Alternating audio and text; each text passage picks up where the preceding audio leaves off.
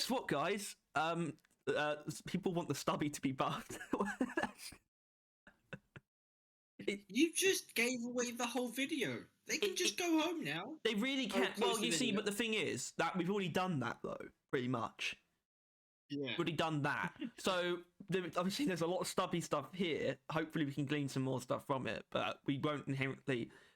I don't want to see much repetition in terms of stubby. So basically, first of all, a short, brief explanation as to why this isn't a podcast. I feel like Tyler doesn't understand why I would need to explain that, but we did kind of say that podcasts would be every other week, no matter what. I'm pretty sure we said that, but basically, the truth is about this whole ordeal is that we just need much like Ghost Ship, we pride ourselves on our agility and flexibility. And frankly, I originally made these posts. I made this post that you're seeing right now, and a pretty much identical one on Reddit, to give us essentially fuel for a podcast that would focus on this kind of thing. It might have basically been maintenance update predictions, but at the same time, we know pretty much everything that's going in it, except like the specifics of like the weapon balancing. And when I put out that Reddit one and saw how many comments it was getting, I realized that the whole podcast, it would be almost impossible to not focus on that. And even though we could have it on screen, it would still feel pointless trying to make it a podcast, basically. We've got more than enough content here to feel... probably this video is probably going to be way too long. And it's also just borne out of the fact that there's a very strong chance, or I would say, based on what they said, the update should actually come out next week. So we don't really want to be behind in that way when we could be ahead in terms of laying out what all of the community desires are. Maybe even give Ghost Ship some time to make some changes. No, I mean, I don't know. There was a comment, and I talked to you about this already, but there was I think on the maintenance video, it was basically someone asking when is this update going to come out, and then I said, only Ghost Ship knows, and then Anders himself said this month. So that was kind of like, haha, funny. But someone has recently commented on that, saying like an exact date. Well, yeah, because that's next Thursday. Yeah, and it's also the 16th, which is pretty much the middle. And this is mid-November was their goal. Yeah, which I'm not sure that means that they may have dropped that in the dev stream. The date now. No, I don't think so. If anything, I would say they've dropped the date internally. It's just like, let's just get this out in November. That's probably what it is, I'd imagine, what's going on. Yeah. Although, whatever, that's not inherently what we're here to focus on. There's still the very real possibility that this could happen next week. So we want to get ahead of the curve. We don't know how much weapon balancing is going to be in there. In fact, well, something we're going to do is see what takeaways we can get from this and what people really want. But we know the biggest one is already the stubby. And that raises a difficult conundrum, though, is whether or not the only thing we can really say for certain, but then it's like a conditional certainty, is whether or not they'd be willing to do a weapon overhaul in a maintenance update. And if they did, then it would be the stubby. But I wouldn't inherently say that they are going to do one of those. That's the thing. There's a very real argument to be made that they view that as a seasonal staple. Even though it would hurt them in this situation, in like the timeline we're working in, it wouldn't benefit them to view things that way, though. Obviously, I think that there's a couple of things you need to keep in mind. First of all, I don't think there's any inherent season staple, considering it was just every time they updated the game staple. Right, like that. Like it wasn't just seasons. It was just kind of every time they did anything, they did the maintenance. Like or they did the overhaul. It's also the type of work that is much more befitting of the people who are the half of Ghost Ship that are working on the maintenance updates. I think would be fair to say. Yeah. But also the only thing they originally did for season 4 was an overhaul. Yeah. Right? Like it was the Sabata thing. That was the only thing going into the like maintenance. Not I keep saying maintenance. The beta branch of it or whatever. Like that was the only thing they actually had going into it. So realistically, if they value these maintenance patches to an equal degree as like seasons in like that type of content, then for all we know, the overhaul might be the only thing we're getting. Unlikely. No, no, but no, no, no, no, no, no. I wouldn't say based on what they said, but given that they talked about like weapon and overclock balancing and how it's all shaping up to be mostly buffs, given that the overhauls are not inherently just buffs, I think it's absolutely going to be a distribution. Um, I think it's just guaranteed. Anyway, what we really want to know is what you think, except the fact that we are also, in doing that, we are obviously going to scrutinize your opinions at the same time. Essentially, pass them through a filter that is our genius brains to make sure we're all on the same page. I don't know if that's really the fairest way to say it, but we're obviously not. I'm not just going to read these comments and that's it. We're absolutely going to share our thoughts on your thoughts. Starting with one Mr. Cosmic Squid 1285, who not a buff as much as a change, but the salvo module having a longer delay while pressing fire before charging at multiple rockets would be very nice. Especially on console, it feels extremely difficult to tap fire the Hurricane with it. Yes, it does. All the time I accidentally fire a volley of 2 to 3 rockets that are way too far away from the target to deal any damage. Maybe to compensate for longer delay, the charge can start at 3 rockets instead of 2. I mean, I think that would just be fine and would probably just work. I don't know if it would actually upset anyone if they changed it so that you start at 3, because if you just tap fire, then you could easily shoot 2. I think that would probably work, but it seems pretty insignificant. If they're charging up, they're probably gonna want more than that anyway. Yeah, they're probably gonna go for it. Thing against the Praetorian or boss, or like just like half it for like a I don't know group, like that kind of thing. It's like you wouldn't ever hold it for 2 rockets, right? That's never going to be your goal. I do though, but I think maybe it would make sense to change it so that tap firing it for less than 4 rockets is what you would do instead of charging it. You would always just tap it if it's just a single grunt. And that's you already would do that, but it's just kind of difficult because it's so easy to accidentally load multiple rockets instead of just fire one. So yeah, in fact, I don't hate salvo module. I think it's slightly overrated, but just giving it this sort of quality of life might help it for someone like me, and it also might help it for someone who already likes it, like you and Cosmic Squid. Yeah, for sure. Have at it. And that's the kind of pace that we want to keep throughout this. I hope. From Celtic-1822, personally, I hope they make the lightning arc stubby overclock more consistent because it's hard to tell how many times the turret has to be shot to arc again from one to another. Okay, I guess we can start with that, which is obviously a stubby one, and it's to do with turret arc, and I would say it's the problems with turret arc go much further beyond just that. In fact, I'd say telling sort of the actual visual read of it is pretty simple to me. You can see when the turret is electrocuted, but then it also has that thing of like you have to, like, if one has been electrocuted, or they both have, but there's still like a time difference between the two, and then the actual turret arc goes away, you do have to wait for the other one to stop being electrocuted before you can actually make another turret arc, right? Isn't that something? I think so. Oh. You can only just kind of go left to right, left to right, left to right. Well, if it is a thing, then it should be changed. I think I don't know how many times turret. I think I don't know what he's going for, but I would just ditch the actual electrocution being needed and just say you just have to shoot it. Well, it really depends on how you view what needs to be done to the stubby, because a very common thing that's going to come up is improving the base electrocution chance and then making it so that the upgrade brings it up to 100%. And I personally think that's the better route because that benefits the stubby as a whole.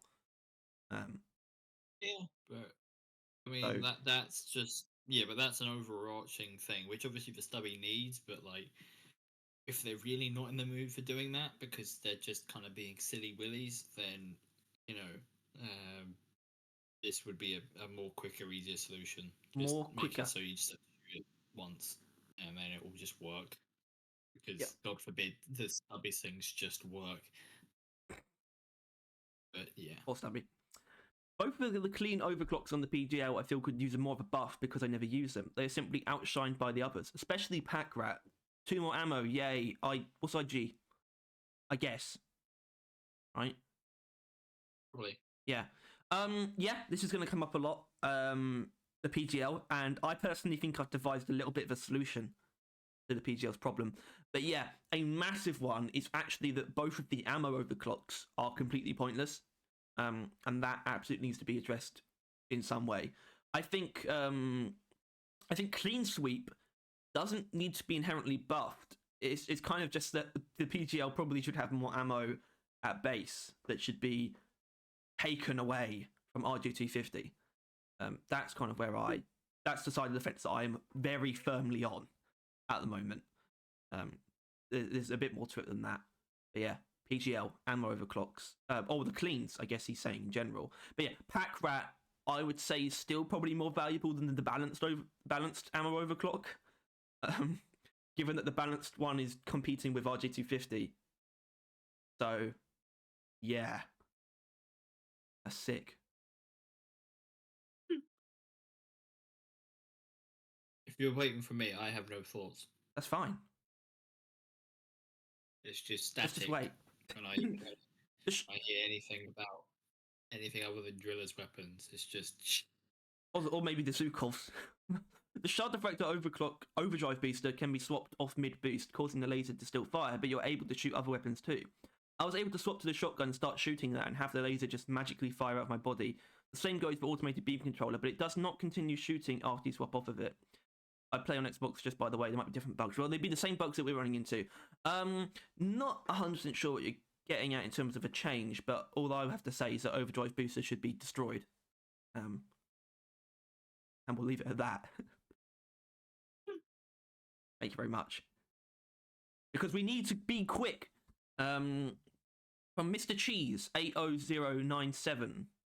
8097. I'd like the Zukovs to get some more ammo. Whenever I use them, I feel like I run out of ammo before I can kill a lot of things. Maybe something like plus 100. I'd say more than that, personally.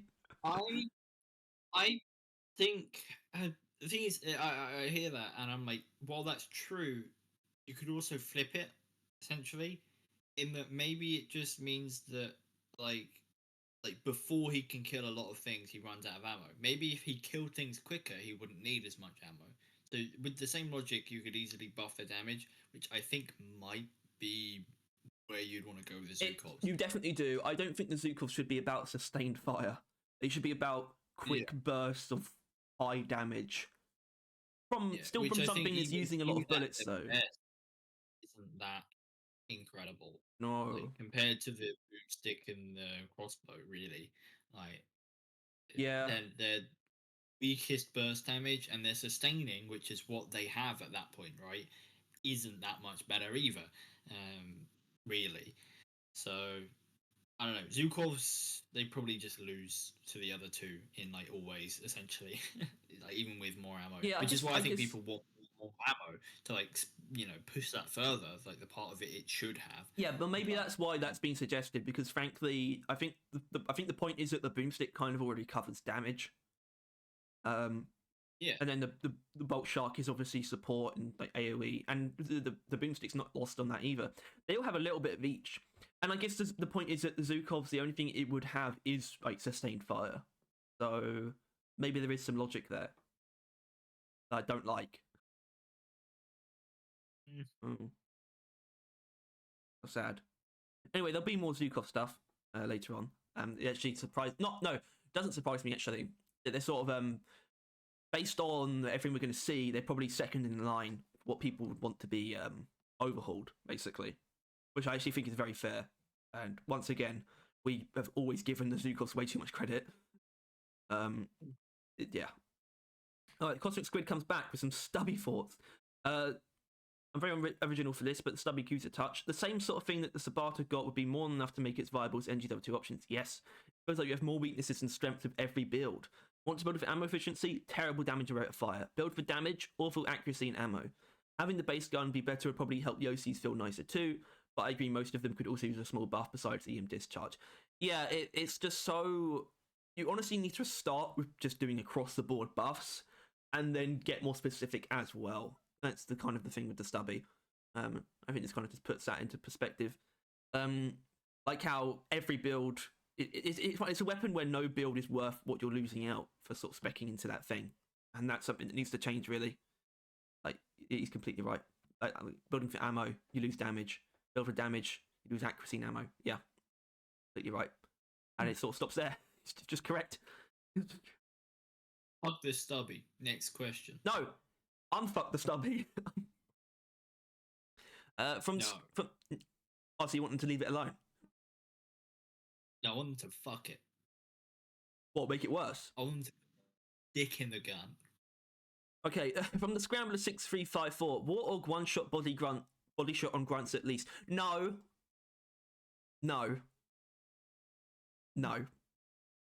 Unfortunately, Scrambler, the Warthog already reaches a very nice breakpoint of one-shotting grunts with weak point hits, and I think if it should be able to consistently two-shot grunts to the body though, or at the very least with armor breaking. That should absolutely be a feature, but the breakpoint for one-shotting with a headshot is pretty much perfect, and it's one of the reasons why the Warthog feels so good, and frankly it would probably be too strong if it could one shot on a body shot.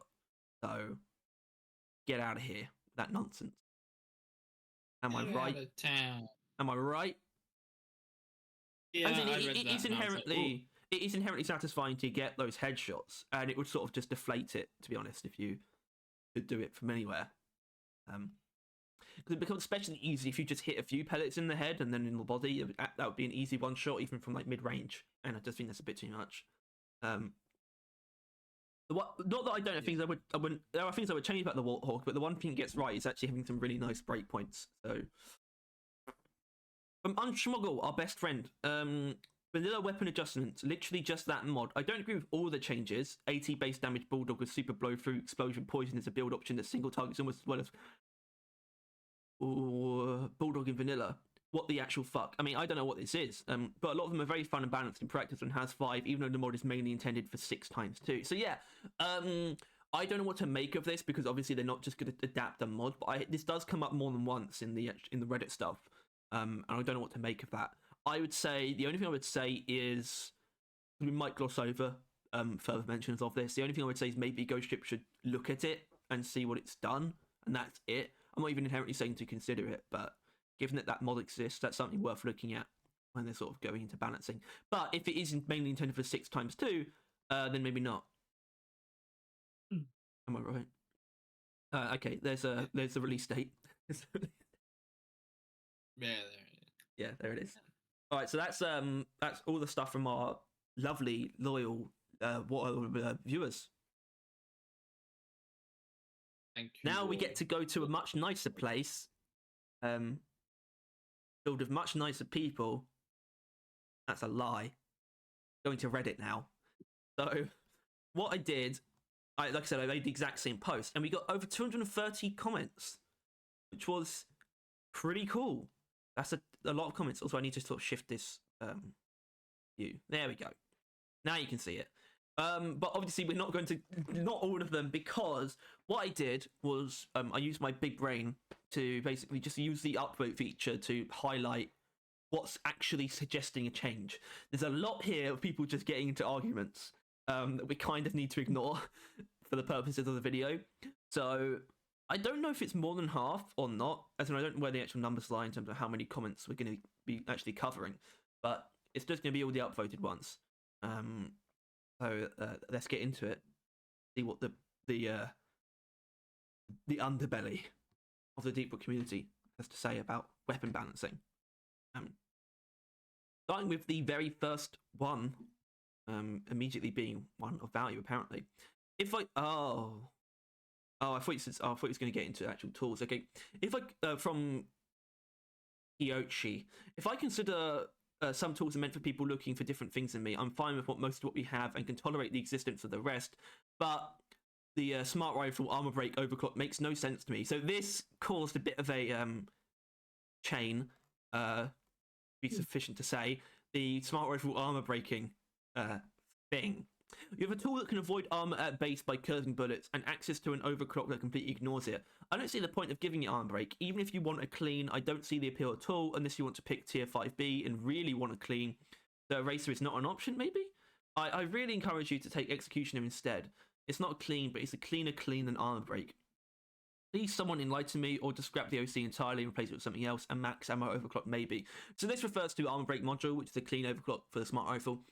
All it does, it gives you extra armor breaking at all locks, like maximum locks, and it's an armor breaking factor of 1,250%. On a weapon that already has an inbuilt armor breaking bonus, apparently. Which I actually didn't. I kind of knew, but a lot of people sort of echoed that, and I sort of that's become a thing. Doesn't it have an overclock that like ignores? Does it ignore armor? Just ignores like anything getting in the way. Yeah, seeker rounds. Yeah. Like I don't know. It's just I didn't think people would defend it. Really, I don't think they are defending it. Okay, good. They're not. They're explaining. They're just explaining that it's very dumb because it already has armor breaking, and seeker rounds exist to alleviate that thing anyway. And also, it is to me pretty much objectively a filler overclock. For those of you who don't know, they were like prototyping a turret overclock for the smart rifle before it released, and then all of a sudden, its other clean is just extra armor breaking, which has not ever been a thing before. And it also has the most basic description of any overclock ever. So, frankly, I do think it's purely filler and was not thought about at all. So yeah, that's the kind of overclock that should have something strange done to it. Like, I think someone suggested something like making it so they would actually just strip an enemy of all their armor, which plays into some kind of support role, but I'm not sure that would actually make it used. It's one of those really weird ones where it's the kind of one I sort of view a little bit like manual guidance cutoff, where it should probably just be replaced something more interesting. Although I'm still very much on the side of don't replace, and we're actually going to see a couple people who kind of wish that manual guidance cutoff hadn't been removed. I'm one of those people. Not that I liked manual guidance cutoff. I would just rather them just add than replace, especially because they're really not the same. So yeah, and I think this is so it's an actual suggestion. Even if it's a response, there's still suggestions sort of buried within here. So from Copra Life, which is a very dodgy name, I'm just as stunned by design choices, but with the other clean overclock on Loki, on Smart Rifle, not Loki. I don't call it Loki. I don't want to bring up Loki. The Eraser. Tell me, why does it matter that I have times 1.33 locks? Make it do something, like extra damage for every individual lock, which means people will have to hold up to 24 locks to get a big sweet burst at the end. Yeah, I mean, the Smart Rifle's in a place where it's dominated by it's dominated by two overclocks, Executioner and Explosive Chemical rounds, even though I think Seeker rounds is absolutely up there. And that's kind of why, I guess, it's kind of the issue when a weapon is dominated by those kind of overclocks. It means that the cleans basically don't stand any chance.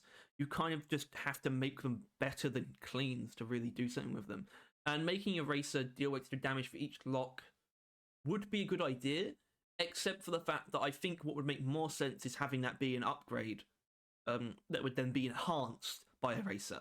But it's something you could always have.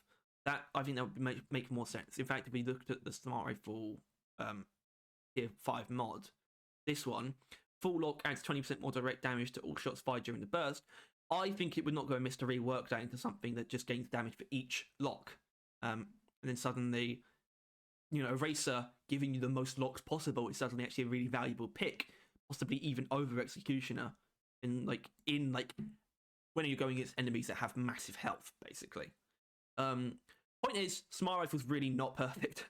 Say it is, you're stupid. Am I right? No. Okay. Thanks. Goodness me. Term Spitzerwerk and Interplanetary Goats. That's great. Armor Break module is better than Seeker rounds. Oh. Right. So we do an Armor Break module defender. Even if Seeker rounds is the more mechanically interesting of the two, stock smart rifle is already pretty mediocre without its two game-changing overclocks, and Seeker rounds downsides really poor salt on the wound. They don't, by the way. Besides, the whole design of the smart rifle is that you do high burst single target damage by curving a volley of bullets into weak points. Weak point hits are extremely important for the gun's performance, as mechanics make it easy to do anyways. I don't know if I agree with that at all. Especially with Executioner, it's really not easy to curve into weak points. You really need to position yourself for the right solid right in front of you. But sure, you can shoot right through an oppressor or a dread if you wanted with Seeker rounds, but it's still going to be more than twice as good to just aim properly. It's like cutting your damage in half a bullet hell just so you could shoot a dreadnought in the butt easier. Just use a different overclock and actually shoot the damn thing. From the fact that Seeker rounds is a bit buggy and fails to shoot through enemies such walls sometimes, and there's really just no practical reason to use it. Arm Break module does exactly the same job with no fuss, and both are trash regardless. In my opinion, you should just merge them together and nix the downsides of Seeker rounds. Just have a clean that passes through everything and breaks it. It probably wouldn't be that good, but it'd make more sense. Yeah, I disagree with that part, but of giving the armor breaking to Seeker rounds itself, I think would be a fine change. Have Seeker rounds also have like a small support thing of removing armor as well. I think it would be fine, basically. It'd be fine. But Seeker rounds should probably not be a clean. I think people still don't understand that you gain damage by ignoring armor. Once again. Oh dear. Yes. Thanks, Tyler. Is Driller gonna come up at any point? Do people talk about him? Is that? Because I could count the amount of times I've used the Loki and the Stubby in like my hands, like 4 times. Well, yeah, we've got some flow rate expansion here. What does that mean? You'll see. From ITG, for weapons, I'd like to see the Stubby and the Zukos get buffed. Stubby needs the GK2 treatment, yeah. The Zukos would be fine enough of extra ammo, but the GK2 approach could work too. Obviously, they'd have to save that. I would rather them experiment with some smaller buffs to the Zukovs alongside the actual Stubby overhaul first, and then see how bad the Zukovs really are. As for overclocks, there aren't too many that are really bad, or at least people find the remaining bad ones fun in some way anyway. Mike Vachette is an overclock that comes to mind, which is really bad while not being fun at all. Maybe making it full auto would help it out, while also making it more interesting to use. Yeah, Mike Vachette. I mean, I've got it kind of fun, to be honest. But it is bad. But like stun locking Taurians is kind of funny. That's all it is. Obviously, you can do that with the normal Burt, but the point is you have a lot more magazine size. You can do it more effectively, but also not deal any damage, though. That's the problem. And obviously the Burt just has this weird problem with its overclocks anyway that needs to be addressed, I guess. It's really weird and big, isn't it, though? Because it's actually a half and half situation. Like 6 of them are all ammo and damage. And it's like one extra one and it's shit. Yeah.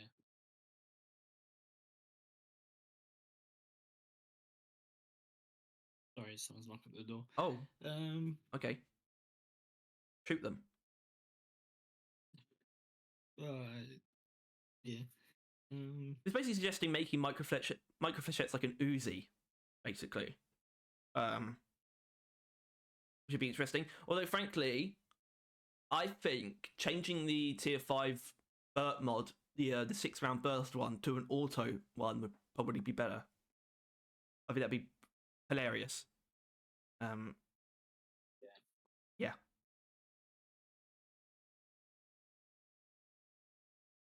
Alright. There's some more overclocks which are just forgettable and without strong use case, like flow rate expansion. Although in a case like that, I'm not sure how to go about buffing it since there's so little identity to the overclock in the first place. Maybe they could rework it into a sticky ice focused overclock. Wouldn't that be nice? Some actual sticky ice. Although I feel like you still need to take that first step of actually having some mods that focus on the ice, the sticky ice. That's the thing. Yeah. But yeah, flow expansion really is just nothing. Can't just be carried by the thingy. Oh, it was a delivery. Oh, yeah, you can't really just have it be carried by. What was I thinking? just an overclock. Like, if something is just an overclock, then it's just going to be kind of mid. Like it can't ever really get that good. It's not really even a build, really. It's something like that at least. But yeah, You got it. I mean, that's very basic. Nothing to do, but this is a bit more. Data Pack P. I think it's because the nature of the Zukov is to be basically short range only, and with their relatively high rate of fire, even without upgrades, I feel they kind of encourage them being spammed. Not it's a bad thing, but it does mean you're bottoming your magazines more often than reloading when half empty. Especially if you have an OC like Cryo Miners that reduces magazine size, or Embedded Detonators which reduces magazine and gets rid of a ton of reserve ammo. Or Gas Recycling, which while giving a great damage buff, removes basically most crit damage potential. So you need to mag dump anything bigger than a standard grunt. It's totally antithetical to its design, but I wonder how they perform if they got an overclock that greatly increases the accuracy and thus range, even if just to be under the GK2s at the cost of damage or armor rate maybe. Turn my scout into high speed mobile. What is that? What is that? CIWS. Oh, what is that? I don't know. Seals. Kills.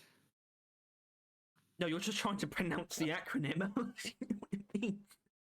But it is really dumb. I think it's a really weird design decision or sort of design feature that's sort of just been left. It could be oversight. The Zukovs have this base weak point multiplier, and yet, you know, it's all of its meta builds just don't have anything to do with weak points. And it's just really sad. And frankly, I think the best move would be upping the damage and basically removing that multiplier, especially for gas recycling. So, and it's also he's talking about how the nature of the Zoogle speed is to be short range only, and I have to agree. Except you can sort of increase the accuracy quite a bit. It's weird. The Zoogles are just so weird. I think. Oh god, poor Zukovs, man. Poor Zukovs. They don't really. They're not really a thing. Yeah, that's really the problem. Because the stubby is a thing. I think it would be fair to say. People talk about the stubby often to suggest buffs, but it still gets talked about because I guess people just value. I guess mainly because it's probably just a primary weapon. Yeah, this is the scout secondary weapon that just gets completely swamped by the raw power or just the novelty that both of the other weapons can offer. Yeah, it's a really awkwardly placed weapon. Because even like the thing that a lot of people sort of bring up for its case is cryo minelets, which is kind of just made redundant by another weapon. Yeah. Which is why ultimately, I mean, the only time where I think the Zukols are worth picking over the other ones, or just worth picking at all, is embedded detonators. Which, what does that tell you? It's damage. If they did more damage, they'd be a bit nicer. Yeah, right? And honestly, embedded detonators is probably losing some standing now because of double barrel, I'd imagine. I mean, embedded detonators at least has the benefit of range. I don't know if they should play into that then, because obviously the boomstick is an inherently short range weapon, and the bolt shark has damage fall off or projectile fall off. So yeah, maybe it's still. But you can't have the advantage of range does not make them strong though. It's just something that they have, but it doesn't put them anywhere above the other two at all. Yeah, but the issue is that the primaries have range. That's kind of the point, right? Is that at least that's generally how it's been with the scouts. Primaries have long range. Secondaries are shorter burst weapons. But the Zukovs, not really that short, and they're not really that burst. Just, I don't know. I guess the problem is that they could be a scout primary, really, and that's the problem. And I run into that a lot. Yeah, when I take when I try and use the Zukovs, they're usually built for single target, in some way. Even gas recycling, it's hard to avoid it being that. Whereas it's the secondaries that, if it's looking at the other two secondaries, that's where Scout gets the most of his actual crowd clearing from, and then it's just completely absent on the Zukovs. And I don't think it's benefiting from not being that. The primaries very difficult to get crowd clearing on them. Yeah, your only Right, one is where the normally drag, you would, like, really. if you wanted to invert it, you would, make the primaries crowd clear and then use your secondary single target, which is what you would then pick the Sukos for, whatever, right? But yeah, there's like a build on the drag. That's like the most, and like probably penetrating hipster, right, on the M1000. Those are like your two builds that your primaries can do that clears multiple things at a time. Well, I mean, And it's electric just kind of- reload still clears multiple things at once, kind of. Yeah, but you got to shoot them all. I don't. Well, the point was I don't consider that crowd clearing either. But yeah, I mean, the Zukos are a bit more awkward because I think the stubby problem is so much more pronounced, and I think some like really just basic buffs to the Zukos would be a good place to start. I don't think they should overhaul two weapons in the same update, but yeah, well, they got another maintenance patch soon, so if they are doing it in them, then we get it then, or the season, or whatever, right? Yeah. I don't know. Okay, let's look for the. Okay, from James Markham II. Whoa. Second. Would love to see the stubby get buffed a bit. Already very good with support or electric slow turret effects, but as a weapon it's lacking in damage. Warhawk is good with turret whip and as a gun. Smart rifle is just great at everything. Shut up. Stubby is good for electro, but I want to have a real choice between that and shooting. Yeah, I mean, it's something we actually did talk about. I think we did do it kind of in that video, the main one that focused on the stubby. It's the fact that it needs to be able to be pushed in either direction. To be the weapon it's trying to be, a weapon that is not just an electric cannon, but it's actually something that shoots bullets, you need to be able to have just as viable a build for kinetic damage as you do for electric AoE. That's how you make the stubby deliver on what it kind of is suggesting that it is, which is a gun that electrocutes. And a gun should be able to deal big damage. An electric gun should be able to electrocute lots of stuff. So, But right now, it's the bad way of dealing electricity. Like, it's a really bad primary. It was essentially the introduction of electricity as well. And it's just been outclassed by so many things. Like taser bolts or most other forms of electrocution. Because the problem with the stubby, it is the most primal form of electrocution in the game. It's like the weakest form of it, and there's no way of actually buffing the electrocution effect itself. I think genuinely just a basic clean that just buffs the electrocution effect is basically just necessary to consolidate its identity. Basically, I mean, it just doesn't have that. It's really upsetting. Makes me cry every day. So yeah, please. Right, some Warthog stuff. Well, you guys want to talk about the stubby as well. The Death of a Star. The Warthog is good, aside from the constant battle between the beloved Tier 2 mods and the overclocks. It's like, do I really want to just have 90 rounds, but at least the spread is low? Or do I really want extra pellets and crazy spread? I think it'd be great if the clean overclock that gives you more ammo is a little better, because right now it only has like 12 rounds or so. I can't remember. Well, that clean is quite good, my friend. And I think you're undervaluing it. I think there is a problem with the Tier 2, where that accuracy mod is almost impossible to justify taking. You know? You're missing out on damage or ammo, and it really just doesn't work.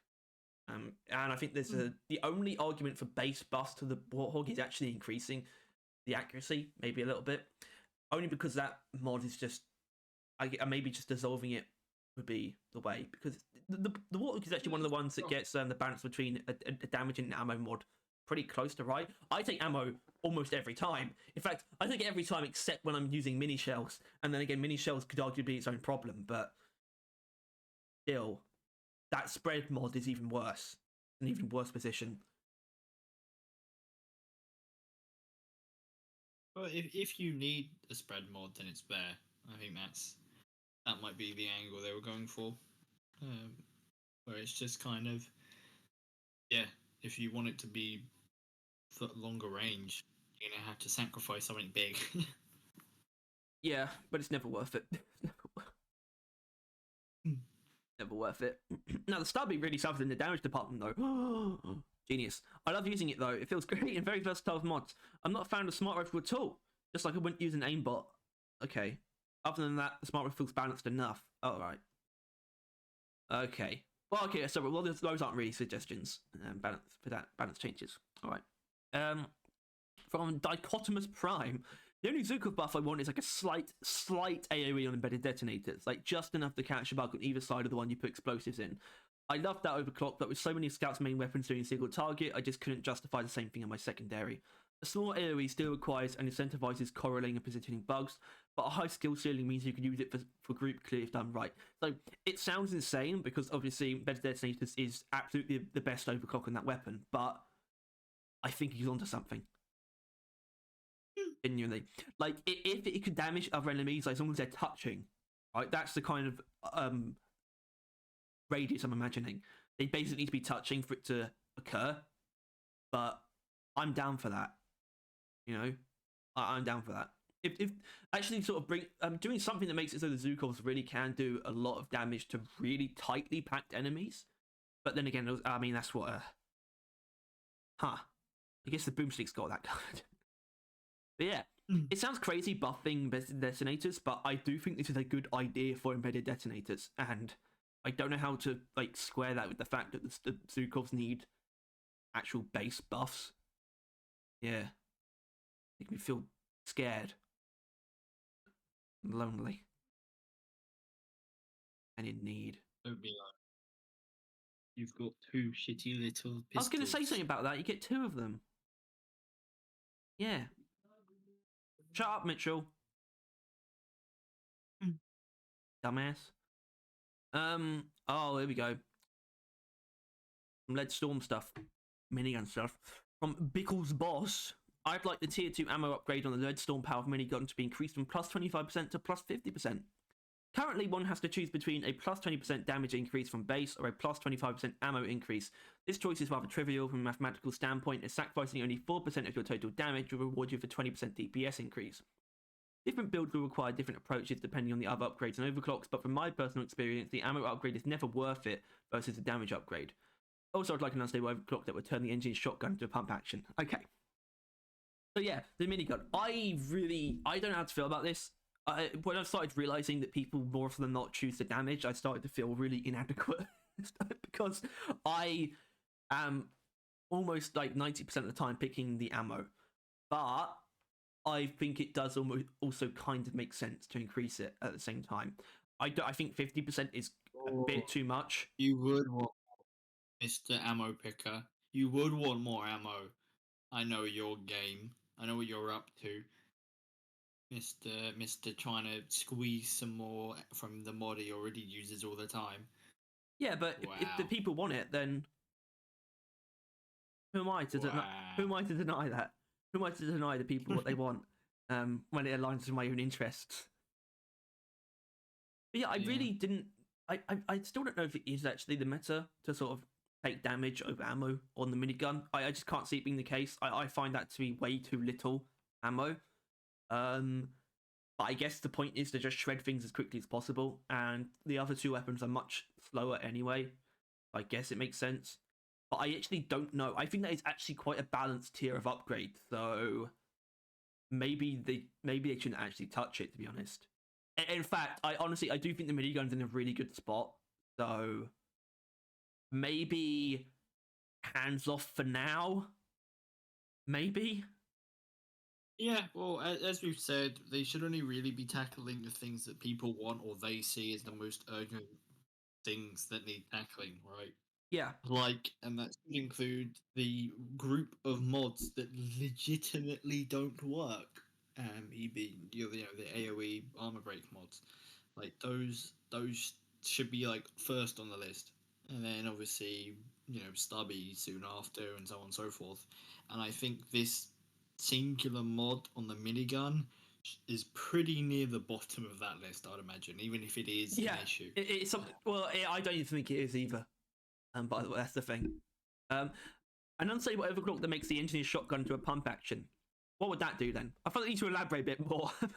Would that increase damage, or? No, that's good enough. Okay, that's great. So I think there might be someone coming back at it. Who've already seen this fella. spits of work. Ammo is just such a niche issue to specialize into. So when you give up a significant portion of damage in exchange for the rare scenario Nitro is actually tight in this game, it's not as rare as you think, mate. You'd really hope it actually gives you more ammo, but no. In most builds, you're getting 5 to 10% more ammo efficiency. At best, you can kill like 5 more grunts per resupply, 30% slower than before. Ammo mods should give you virtually infinite ammo. They might kind of be worth it. Like, look at rewiring module. That shit gives you nearly 4 times the ammo from stock. It doesn't even come with any DPS downsides. It's just a bit clunky to use, and yet hardly anyone uses it because anyone who's used it figures out it's not just all that big of a deal if you have infinite ammo or not. Then why would they make them give you infinite ammo? I don't know if you got his point, but he's basically saying, and this is something that I think we've Is he considered. saying that ammo mods are so pointless they might as well give you infinite ammo? Yeah, because ultimately there is always enough nitro, even if you're like an ammo guzzling build. But there isn't. Really. Like, there isn't always enough, and ammo gives you that sort of just guarantee. It's just a. If you're on your own, guarantee. 100%. Yeah, and that might be a big part of it as well for me. Why I pick them almost always is. But then I have more nitro to myself though. Yeah, no. I mean, like, you've essentially got infinite ammo if you play on your own. Like, it's crazy how much ammo you would have, and so it's just kind of that train of thought, while dangerous and might bite you in the ass, probably won't as often as it will pay off. Like, being able to just kill things quicker and easier all the time, compared to maybe 1 in every 100 missions struggling on nitro. Like, that's probably the price it'll pay for that. And it's a pretty radical point of view, but I don't think it's one that only he shares. I think I've seen this around before. Kind of scary. It's what Tom does, I think.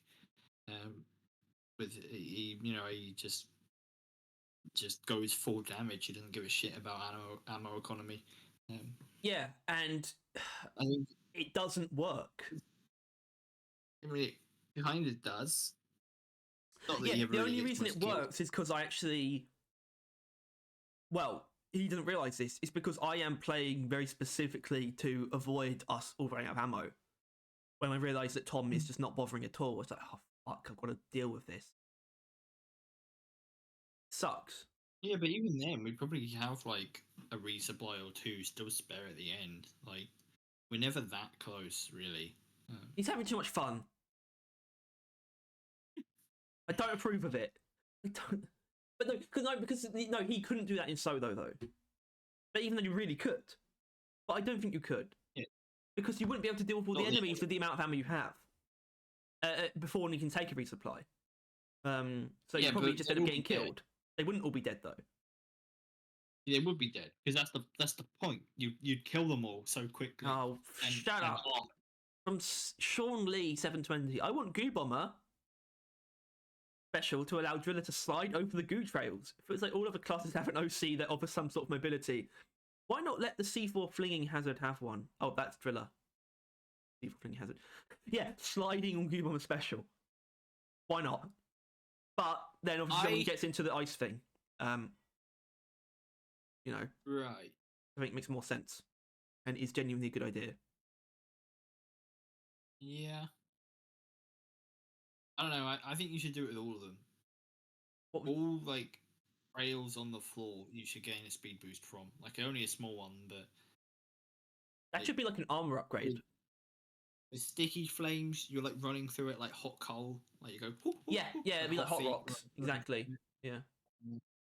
Like. Do you think this should just be a base feature? Then. I wouldn't say that, but I don't know. I think it's a weird argument that I never thought about before. Especially since, does Gunner have one? Well, someone brings up combat mobility, but that's not a movement overclock. That just alleviates a movement penalty. That just Gunner's combat mobility should make him.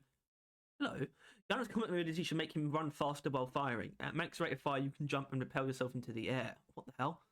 They're basically suggesting that you should to move faster than normal, like sprint or something, while using it. But then this inspired something in me. I kind of love the idea of it pushing you back, or the Thunderhead having some kind of mechanic that does push you back with each shot. because that would actually make backing away from enemies a lot easier. So yeah, maybe something like that. Given that the Thunderhead clearly has the most fucking kickback of any weapon. Yeah. Honestly, it feels like it has more kickback than the Bulldog, and yet it's putting out so many more rounds. Like the Thunderhead literally pushed you back. In real life. Yeah. Like when you fire it. Yeah. Feel my hair being blown back if I press the trigger.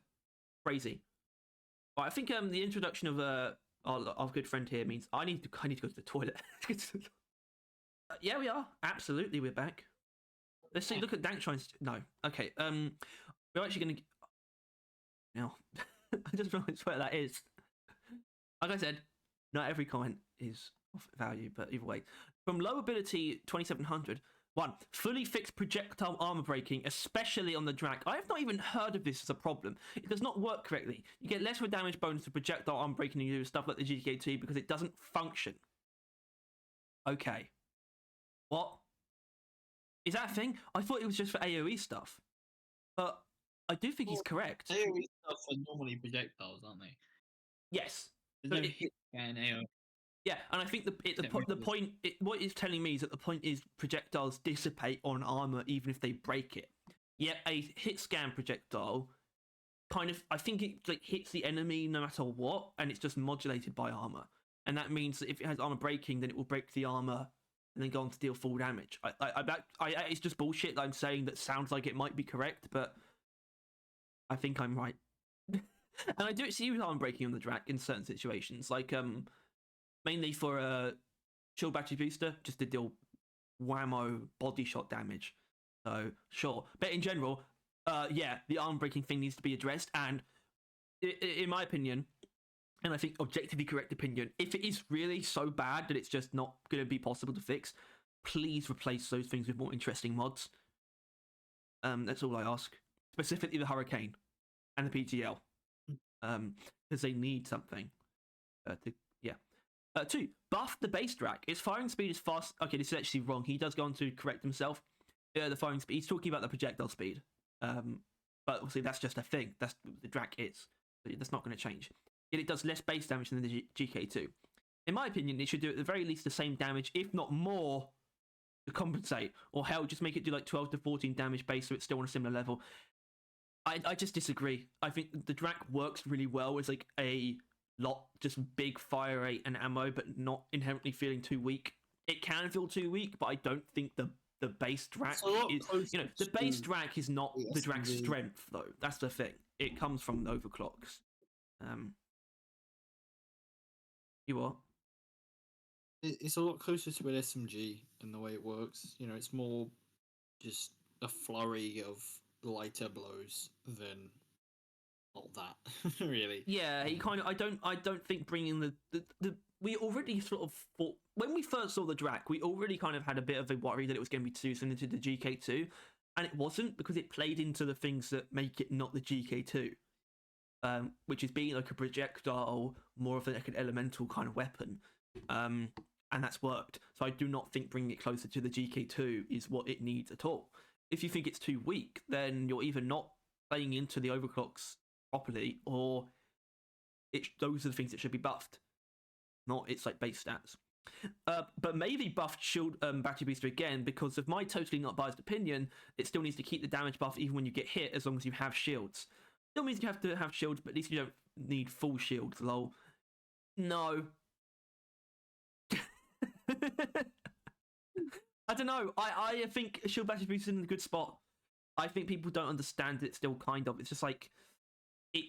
Not only now, I don't even think it's neat. I don't even think the damage is the reason why you should take it. It already gives you more ammo, fire rate, and it gives you a shield regeneration buff.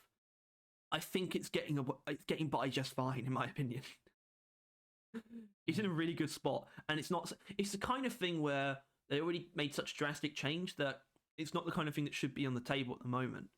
It's the thing they should come back to if they need to, but not like immediately. It got buffed in the last update, so sorry, buddy, you're wrong. That's good. It's good. We missed a big chunk there. That's good. That's what you need. Okay, we can do a lot of stubby thing here. From Pixel Lampin, the autocannon also needs something. Maybe replacing the tier 5 fear mod with a stun mod, but that would need a bunch of changes to other parts of the gun, since the stun on current autocannon would be absurdly busted. Even though the fear is already awesome. So I don't know how I feel about that. I do think, though, the damage in tier 5 on the Thunderhead, the extra damage at full rate of 5 is far too weak. So that even needs to be buffed or replace it with a stun mod, because honestly, I find it kind of interesting when we have stun and fear competing.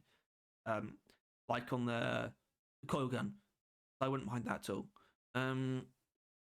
This guy would like to see EM turret discharge without the turrets. Right. EM discharge. Yeah. Is that possible? What's the discharge? I don't know if that's really possible. Like, to be okay. No, not really. No, it would have to be such a low chance as well. It would just What be. would it be? Just like every time you shoot anything, a giant explosion occurs. Electric Arc is already What? like the mediated version of that, like the balanced version of that. So, oh yeah, then they get into arguing about the fear upgrade on the autocannon. This is awkward because there could be something in here. Okay, good. Nope. Okay. What is that? ZNS is a good map. I'll tell you this, if they took away fear, neurotoxin, payload, I'm never touching the autocannon again. Just buff other playstyles to make them worth using. Yeah, I mean, I don't know, because it's been a really weird journey for me, realising that the Thunderhead is not particularly beloved. And that a lot of people think it's kind of weak.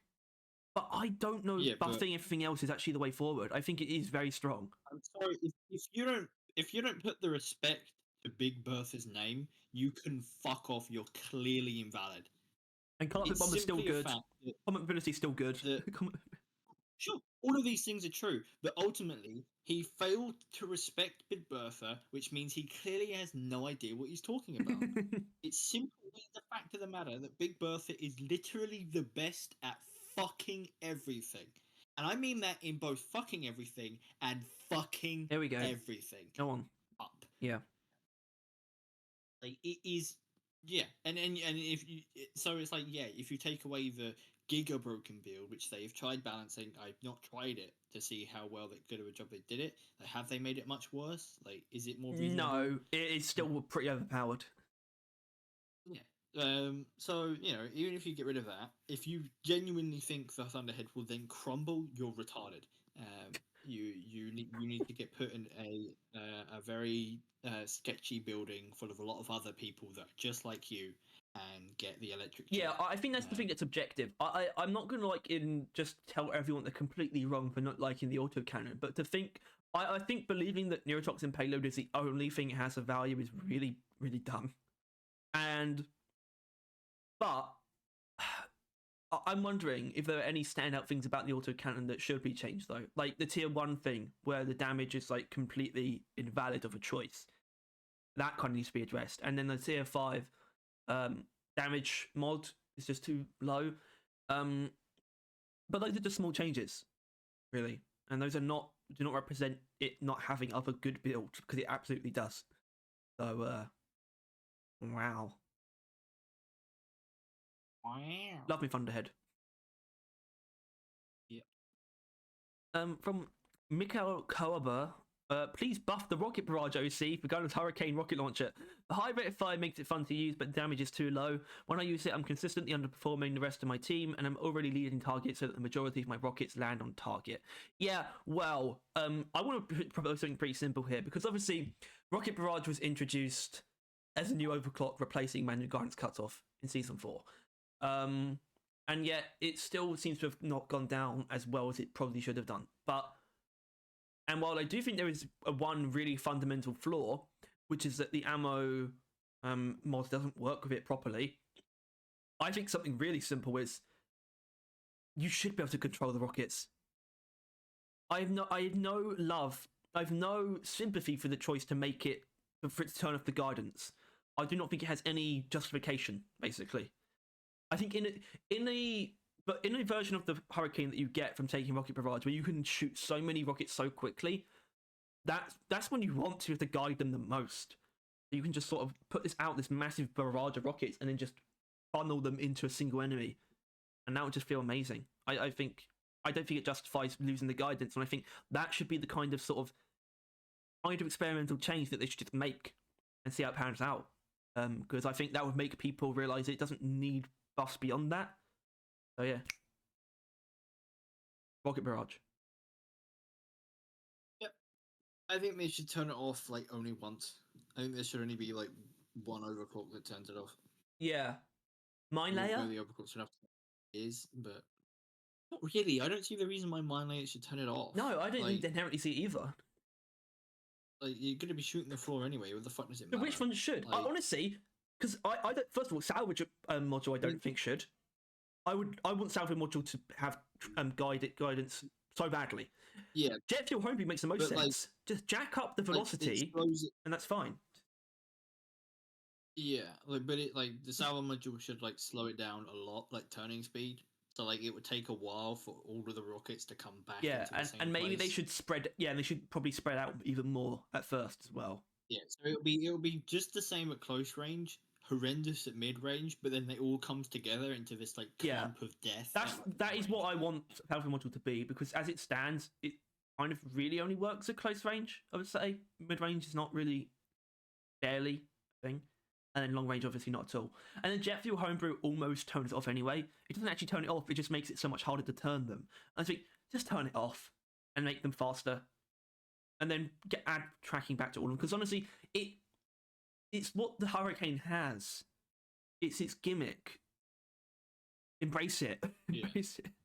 Which is why, I think it's the gimmick. Have it there all the time, and then one of the overclocks gimmick should be that it turns it off. Yeah, that should be the overclock. That's special because it turns it off. Not that at this point it's special when it doesn't turn it off. I think all the of Hurricane them fucking turn it off. I think the Hurricane's actually really good. I think most of its pitfalls come from them just not embracing the gimmick. And that's yep. And obviously the most recent change they did to it leaned into it, not just the other one other than Rocket Barrage. Plasma Burster, which leans into controlling the rockets the most, I guess.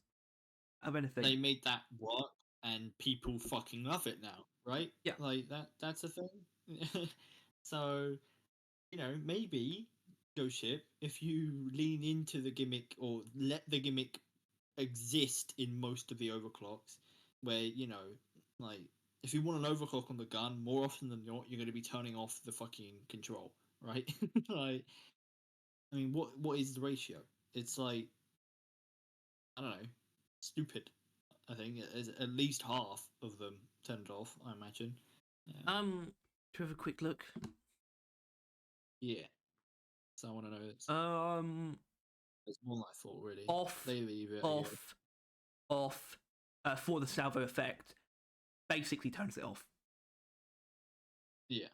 So it's still too many. You got the two cleans and minelets, the bursters, and then you got 0.5 on those two. Yeah. Turns it off. Turns it off for the main effect. Reduces the guidance so much that it's off. Jeez. I would say give them both 0.5. Yeah. Honestly, if you want to flip it with salvo module, I wouldn't get angry. If you have it so it wouldn't make it. It wouldn't change anything, but I wouldn't mind either. All right, but yeah, I mean, the Hurricane's not. It's not the most dire of the weapons. Apparently, the zipline launcher is though. Although you might agree with that. The lonely poster. We need more ammo in the zip. But is that its problem? I've already said what I think about the zipline. Yeah, I don't know if I highlighted it. I think someone said something about how they had a mod where it made it so there was just no limits on the angle, and that still didn't feel overpowered. And honestly, I can see that. Yeah, but I think I get that they're trying to make it not good, but that doesn't mean it should be as inconvenient as it is. And obviously, I think we came up with two ideas. I only remember one, which is it will always go its max length. When you mine into a wall, it will get longer again. Yeah, I think that was a really good idea, by the way. That was sick. And yeah, I think that would be it for me. That's theory not that bad. In the Overclock workshop I just recorded yesterday, I said something about how I almost want them to I want them to plateau in weapon balancing for a couple of reasons. First of all, so that they have to start making more silly changes if they want to keep doing weapon balancing as a part of the game sort of cycle, but also so they can actually look at other stuff like the tools. Yeah. Because once again, and I really don't want to get into it, but it's like it's so much more of a them thing than a player thing. Their stance on the tools, and the only problem I have with it is actually the fact that they keep saying that they think it's like based on player expectations. Yeah, it's just based on them being too scared to touch them. There's so many things you could add to the tools that wouldn't break the expectations of the tools. There's so much you could do, and they're just scared to touch them at all. I think. I think they just need to change what they say about it, or actually make some changes to them. Well, just be honest. You don't want to do it because Yeah, you that's what. refuse to. Yeah, Like, yeah. Stop taking the piss and pretending you're doing it. And that's fine because I do think weapon balancing is better than that stuff. I mean, some of them, like the turrets, demand it, something that demands it, like sort of disproportionately to the others, though. That's kind of awkward thing, but turrets something that should objectively get some balance changes. All right, so this is an interesting one from Just for Happy Camper. Fat Boy, more damage, range, radius, and ammo plus build and proximity trigger. Jokes aside, no jokes aside. Absolutely buff Fat Boy. Absolutely. Because it's already a joke. People use it because it's fun anyway, even if they think it's bad. A lot of people do think it's bad, but still like using because it's fun. And a lot of people think it's good, obviously, as well. But please, Yeah. please. I saw a post. I think it was like a meme talking about it. Like it was like, can we stop the Fat Boy hate? It's not that bad. Yeah. Like, who the fuck is hate? Yeah, no one Who else is I doing? mean, but me. What? Me. Yeah. Number one You hater. are, but like. Well, first of all, though, it doesn't actually need more damage. If anything, I would want to reduce the damage so we can get more other stuff on it. Because the only breakpoint it needs to hit, because it already hits this, is guards. It doesn't actually one-shot anything else. It's just the fact that it does that is all it needs. I would happily sacrifice half the damage for more ammo. I mean, I've already said, I just want to be able to have the fallout on other builds. Yeah. Jokes aside, Zuko's feel a bit meh, and I can't find any reason to use NG's SMG over the Smart Rifle Shotty. Yeah, well, there you go. Just consolidating the trend. I think it's going to be the main takeaway of the weapons that need to be buffed. It's pretty clear so far. You know? Aside from overclocks, the weapons that need to be buffed is obvious. And it's the two SMGs. Anyway. From Magical Cacti, PGL needs more ammo in general. A lot more to be viable. Yes. What did you say? Just technically 3 SMGs. No. What? PGL needs more ammo in general, a lot more to be viable. I so vehemently agree with this, and I think people don't realise it because the meta builds that they use all have the right amount of ammo. Except Fat Boy, but that's just a joke. But like, even though I think Hyperpollen's a bit weird in terms of like what you're missing out, it still has the right amount of ammo for itself. And then RJ250 is obviously just broken because of how much ammo it adds. And people don't think about the fact that the reason why none of the other builds are viable is because they don't have the ammo. And RJ250 is just hogging it all. And see, someone says RJ250 makes it feel just about right. And do you know what I think they should do? Here's my big solution. RG250 should be a base feature. Straight up. Dissolve it. And then we win. Crazy talk, Harry. It's not crazy at all. Harry, it's crazy talk. Heresy. And it is crazy, but I think that would be so intriguing because I think it sounds insane, but I think the fact that it could probably work is what makes it so interesting to me. I'm a genius. That's all I'm saying. So, that's like ammo and the jump boost. No, just the jump boost. Just the jump boost. But don't you want the base gun to have more ammo? Well, yeah. And okay, you're right. I was thinking of them separately, but you're right. But, yeah. All right. Well, keep that to yourself, so we don't. I haven't kept it to myself. I just said it. No. I will steal it, and no one will know. Anyway, From Cyril Linyard. Not much, honestly. Maybe minor changes to overclocks that don't get used. Yep. Ghost Ship, literally, just look at all the overclocks that are barely getting used and just buff them. Big changes are reducing the base spread of Warthog by 20%. Hey! But magnetic pellet alignment is 30% reduction instead of 50%. Yeah, I mean, magnetic pellet alignment is good, and I think it could be a little bit better, but it also doesn't need to hog the accuracy either. Maybe increasing the Warthog's base accuracy would be nice.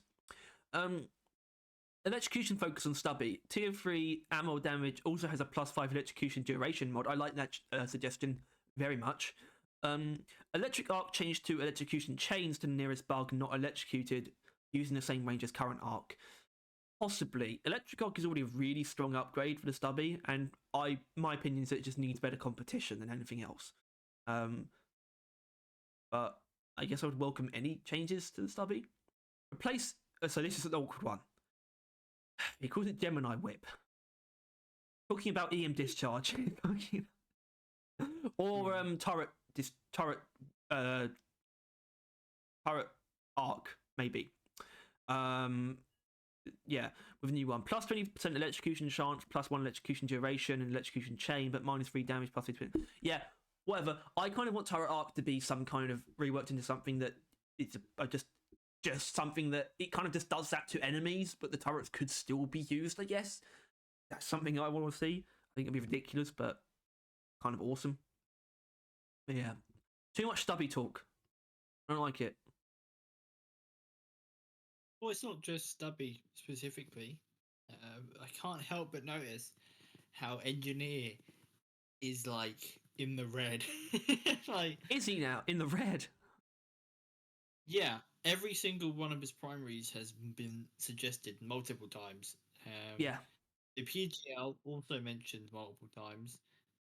So far, the Breach Cutter and Laser Beam seem pretty safe, but like, I don't know. Compare it to all the other dwarves, Engineer's clearly got it roughest, or at least people want him, think he needs the most help. Yeah, and he does. Yeah, which is why it's odd that he was the one that wasn't touched at all. Which is why he should get touched a lot. I beg your pardon? During this meeting. Yeah. From Joseph Ring. Darby, Sabata, and Zukov debuffed. Really went for it there. Because the other options, might as well put the Burt in there as well, just to round it out. Because the other options are so strong compared to them, giving them some unique aspects would be nice. Darby's a primary weapon, but it does not feel like it. Electric is nice, but is that it? Power Whip or auto-locking is not comparable to this. Unstable overclocks are unique, but that is not even tied to weapon. If that overclock on different weapons, they would be even better, I guess. Sabata just feels like lackluster EPC gun, and Wave Cooker offers so much synergy with primaries, almost no reason to use Sabata over them. Yes? I think I still agree with that, even after the recent overhaul. I don't know if you do. What was this? The Wave Cooker, it just sort of makes the Sabata redundant anyway, still. Yeah, you should still never really use a Sabata. It's still like not that good, but it's got a build where I wouldn't judge you harshly for it. Yeah, I mean, it's got 2. Zukov is just bad designed weapon. Inaccurate, extreme ammo hungry, and feels uncomfortable to use. Shotgun has mobility, arrow. Bolt shock has utility, while Zukov is just not enough. Yes, Zukov has some fun overclocks, but that's it. Don't get me wrong, I love these weapons. I love Stubby turret arc and EM discharge. You love turret arc. I love raw damage Sabata with full damage. Really? Plus burning target damage with my flamethrower. Zukov, Embedded Death, and Ice Mines are great and useful, but the weapons themselves need upgrades. Thanks for reading Rock and Stone. Okay, but I think one thing we need to sort of touch on is mainly the Sabata and whether or not it should.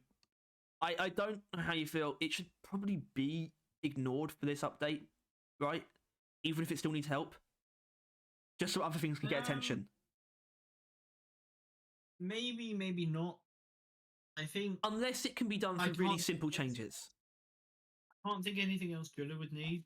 So, like, if they felt the need of interacting with everyone, I would say just touch up some of these overclocks. If it's basically the same amount that Engineer got in season 4.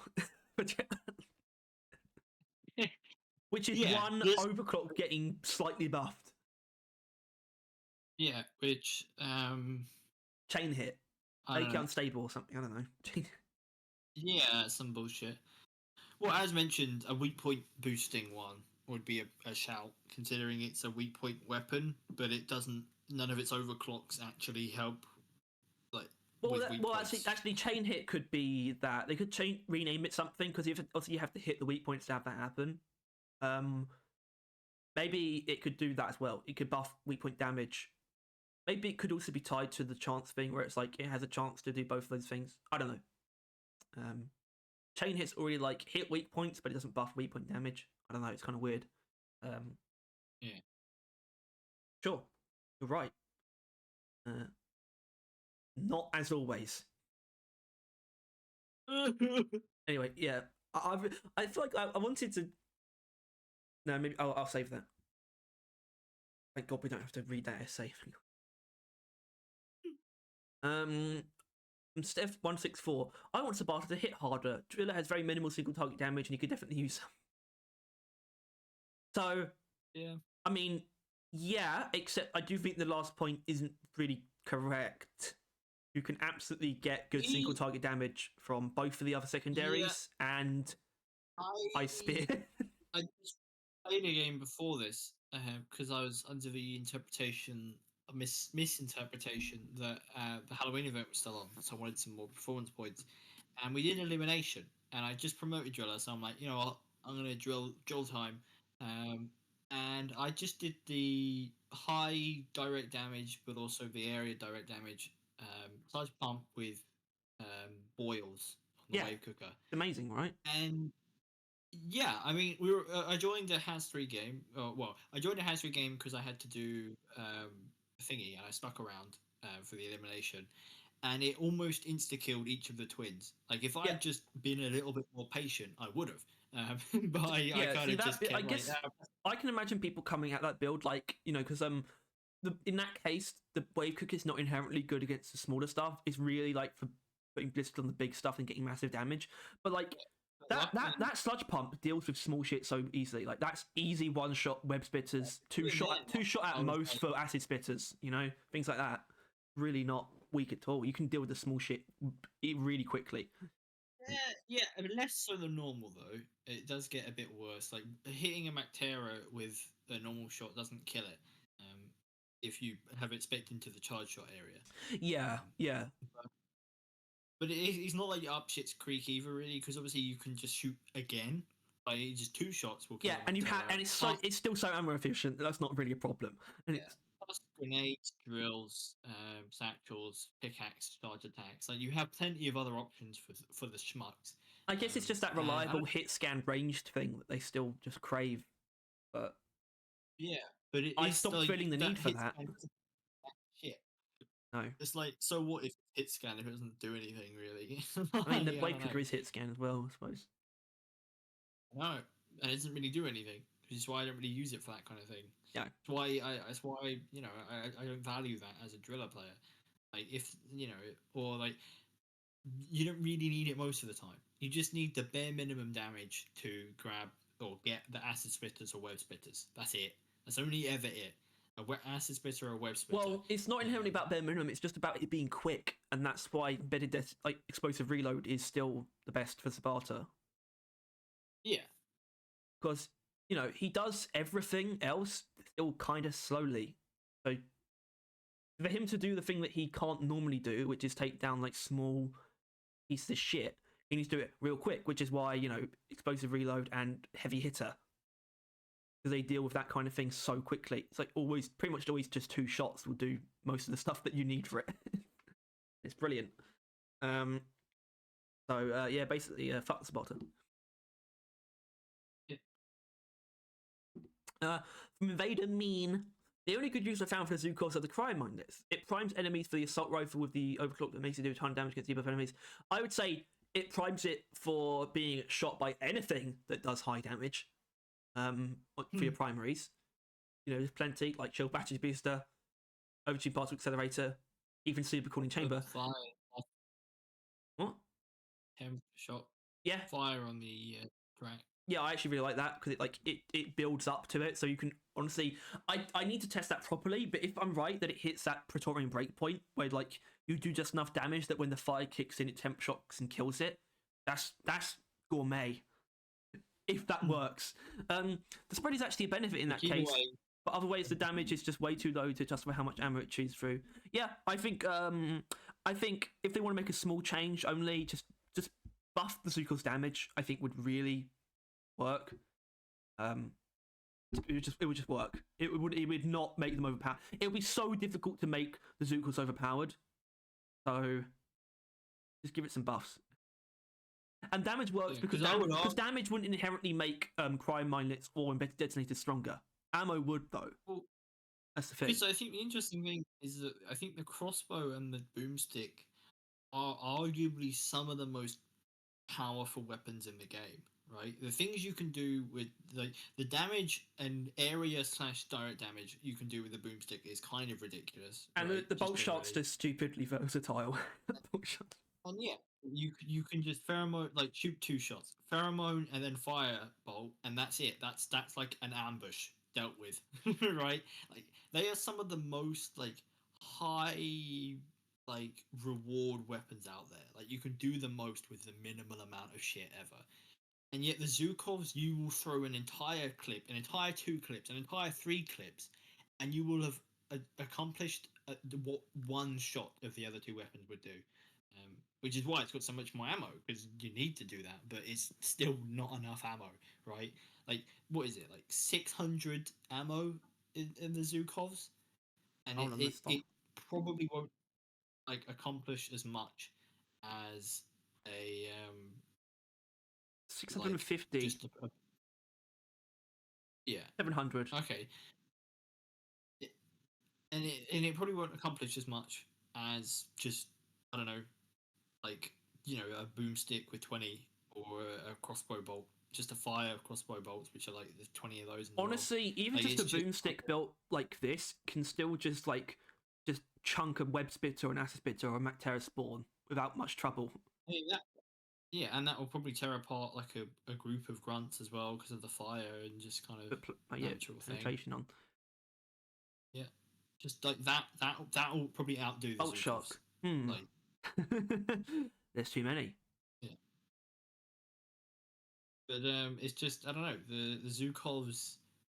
The Zukovs need an identity. That's I think is the main thing because you can't really improve something that it would just be aimless. Exactly. The stubby does have an identity.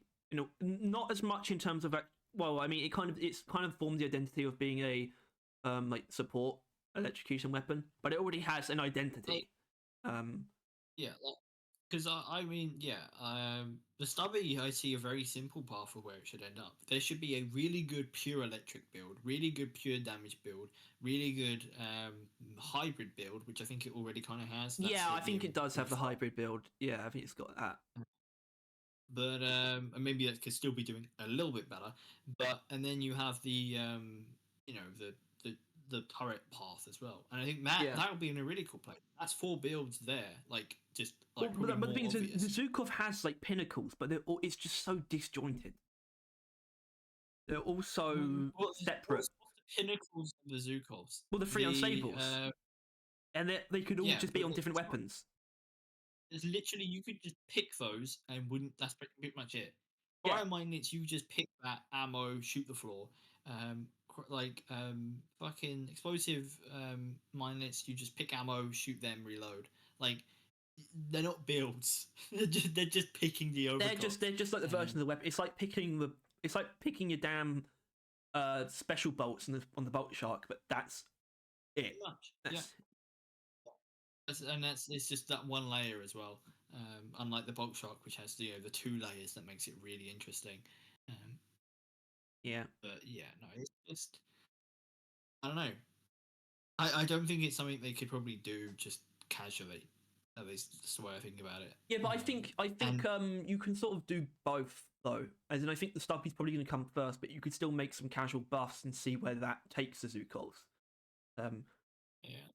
Just as long as it's not too much effort. They have been buffing the Zukovs for fucking ages, though, haven't they? But not they keep not really base buffing stuff. It's usually just like gas recycling.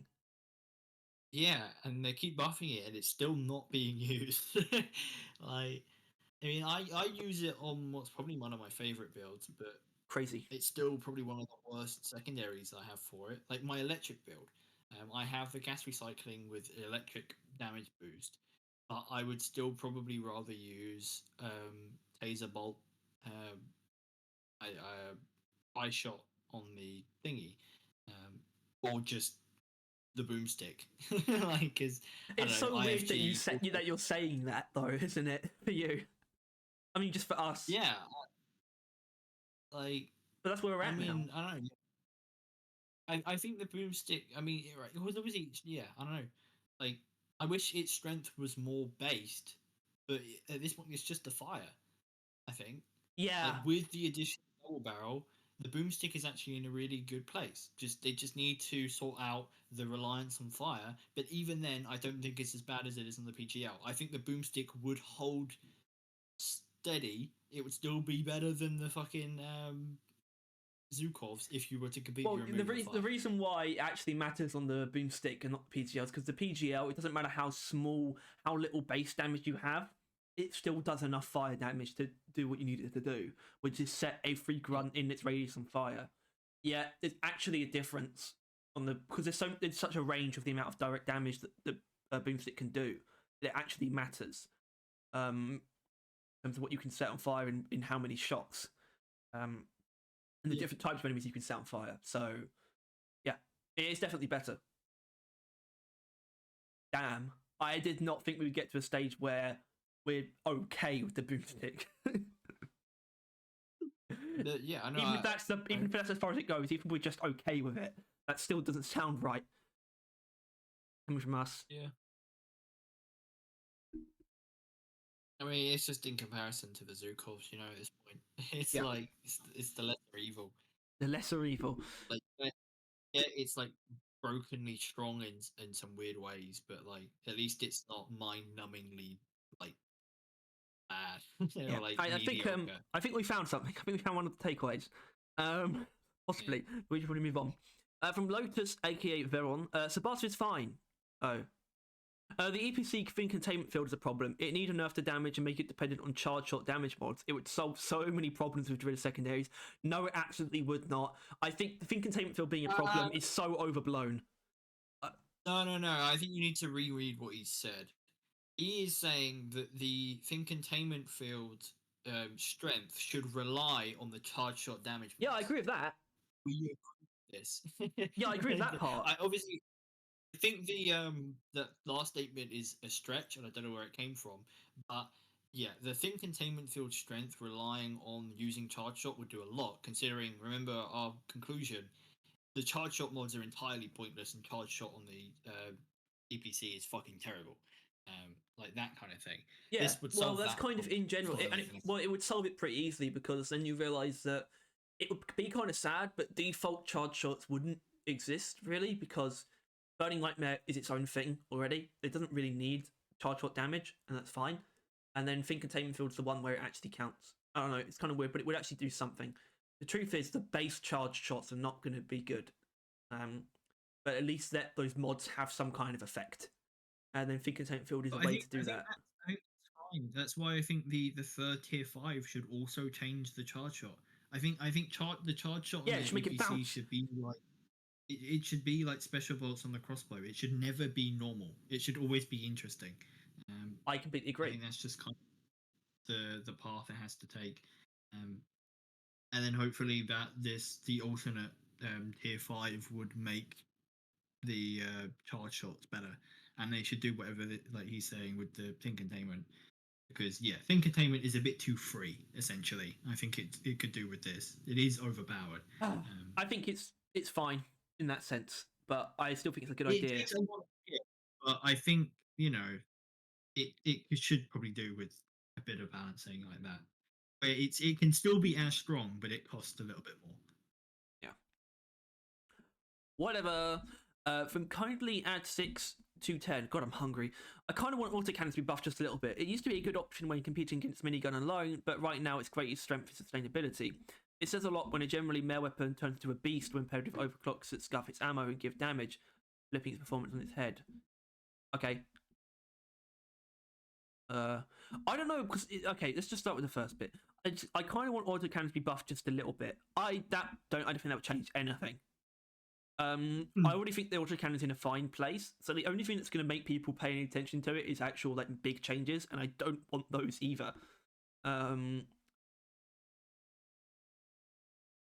Yeah, I'm not sure I care too much about talking about the autocannon. I think it's in a good place, and some people disagree. Although Sugar Balls Walls is salivating for a combat mobility buff. The max rate of fire build with combat mobility is the best feeling autocannon build in my opinion, but it lacks damage or ammo. I'd really like to see a buff in ammo on this build, and I think that might make it viable in Hazard 4 and 5. Maybe. Although the guy says bring back the reloading speed buff it once had. Honestly, I think the only reason they removed that is because it meant that combat mobility had like 4 advantages and and 1 downside. And it just looked wrong for balance. But honestly, I think it's perfectly fine. I think it just being an uber utility overclock that just all it does is just improve gun feel while halving your magazine size, but it improves the gun feel in every way possible. You know, I think that would actually turns it into like that. That's the thing. Once I realized that's what combat mobility is doing, it's just turning it into a normal LMG. Then I grew to like it a lot. But yeah, I think the reload speed would be like maybe just a slight one at the very least, right? Just a slight decrease. Maybe it shouldn't be as much even as the clean add, you know, to reload speed, because that already exists as well. Yeah. Okay. Elemental 32. Engine is PGL with an awful weapon compared to competition and long overdue for buffs. Love this guy. I love this guy. But that's kind of very simple. I do think you need to get more elaborate than that. And I think where it comes in is really just base buffs and sort of shifting things around. Be shifted around, like with RG250. Yeah, it's a very simple comment, so I don't think we can actually extract much elaboration out of it. You don't give us any specifics. Yeah. Okay. Same guy. I've been playing with the vanilla weapon adjustments mod recently, and PGL does like double damage and has 50% more ammo among some other minor buffs. Even with those buffs, it's still a bit underwhelming compared to British Cutter and Shard Diffractor. That's how much help the weapon needs. Yeah, maybe. I think a big part of it is just that the PGL is just is honestly it's either just really like broken and weird, like in RG250, or it's just overkill, basically. Because you don't always need the amount of damage that you're dealing to take care of the enemies that you're shooting. I'd rather just have more chances to use the AoE, you know, because so many groups of enemies don't feel like they have the numbers to justify the shot unless you're using RG250. And I think that's something that needs to be. That's something they need to think about when trying to balance it. Basically, what I'm saying. The fact that it's so outside of RG250, it's so hot, you can't really justify using it on like less than 10, or less than 5 enemies, certainly at most. I think that's something that should be kept in mind. Balancing it. Okay. Oh, thank God we don't have to read all that. Huh? Hello? Hello. You say something? I said, "Holy crap!" Because that was a lot of stuff. Yeah. From Gooberborough, I want to see Boomstick get a blast wave size upgrade, length for sure, maybe width. Either its own attached as a bonus to the existing plus damage upgrade, or tack it onto double barrel. I don't think you should tack it on double barrel. I mean, that's the last thing you should do. I think adding some stuff to the base Boomstick that plays into the blast wave is a great idea. Still. But not adding it onto double barrel. Maybe even take from double barrel a little bit if you want. That wouldn't be a terrible idea.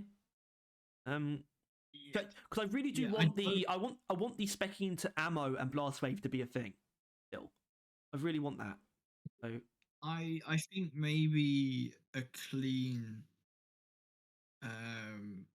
like wave improvement might be the shout, because I think any more improvements to the blast wave in the base gun, and it's going to make double barrel even more disgusting, and I don't think it like that would just like look wrong.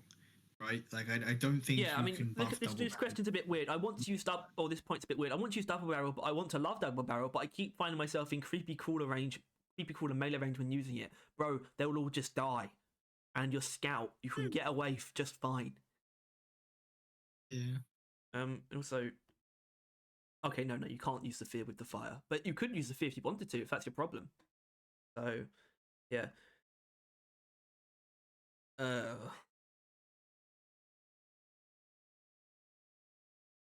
Oh no. That's why I need to plateau on weapon balancing. But then again, I don't know how I feel about perk balancing outside of a big one. You know, like an overhaul. I would. I was. What I'm saying, do you think we're getting to the point where maybe they should make some changes anyway, even if they're not going to do the overhaul yet? No, because Just save I it, think really. we'll be fine. I think we'll be fine. Yeah, that's the thing. But I will say, my trust in them has been wavering a lot of recent. I think everyone's has, and my faith in them and all that such forth. But I think if when going into season 5, if they have not done the perk rework, I do think that would be permanently a notch down, and that would be irreparably like that is the only thing the game needs the most. Like it's the thing. It has to happen. If they have any sort of grasp on what the game needs and what the players want and the perfect combination of the best thing they could possibly do, it is the perk rework. I want to if they don't do that. I want to have a proper conversation about what like the extent of a maintenance update can be, particularly after the first one comes out. But honestly, the next one, it would, I think, if it was the only thing they did, it would be possible. That's what I'm saying. It depends on how much it is, because from what they've portrayed, the perk rework is going to be a complete overhaul of the system, which they've still yet to figure out how they're going to do because it's that difficult, right? Like it's it's only because they haven't decided to do it that they haven't figured it out. They're not going to land on a decision if they haven't decided that it's the thing they're going to do. It's only once it's in like the card for what they're going to do for an update that then they'll look at their options and decide on one.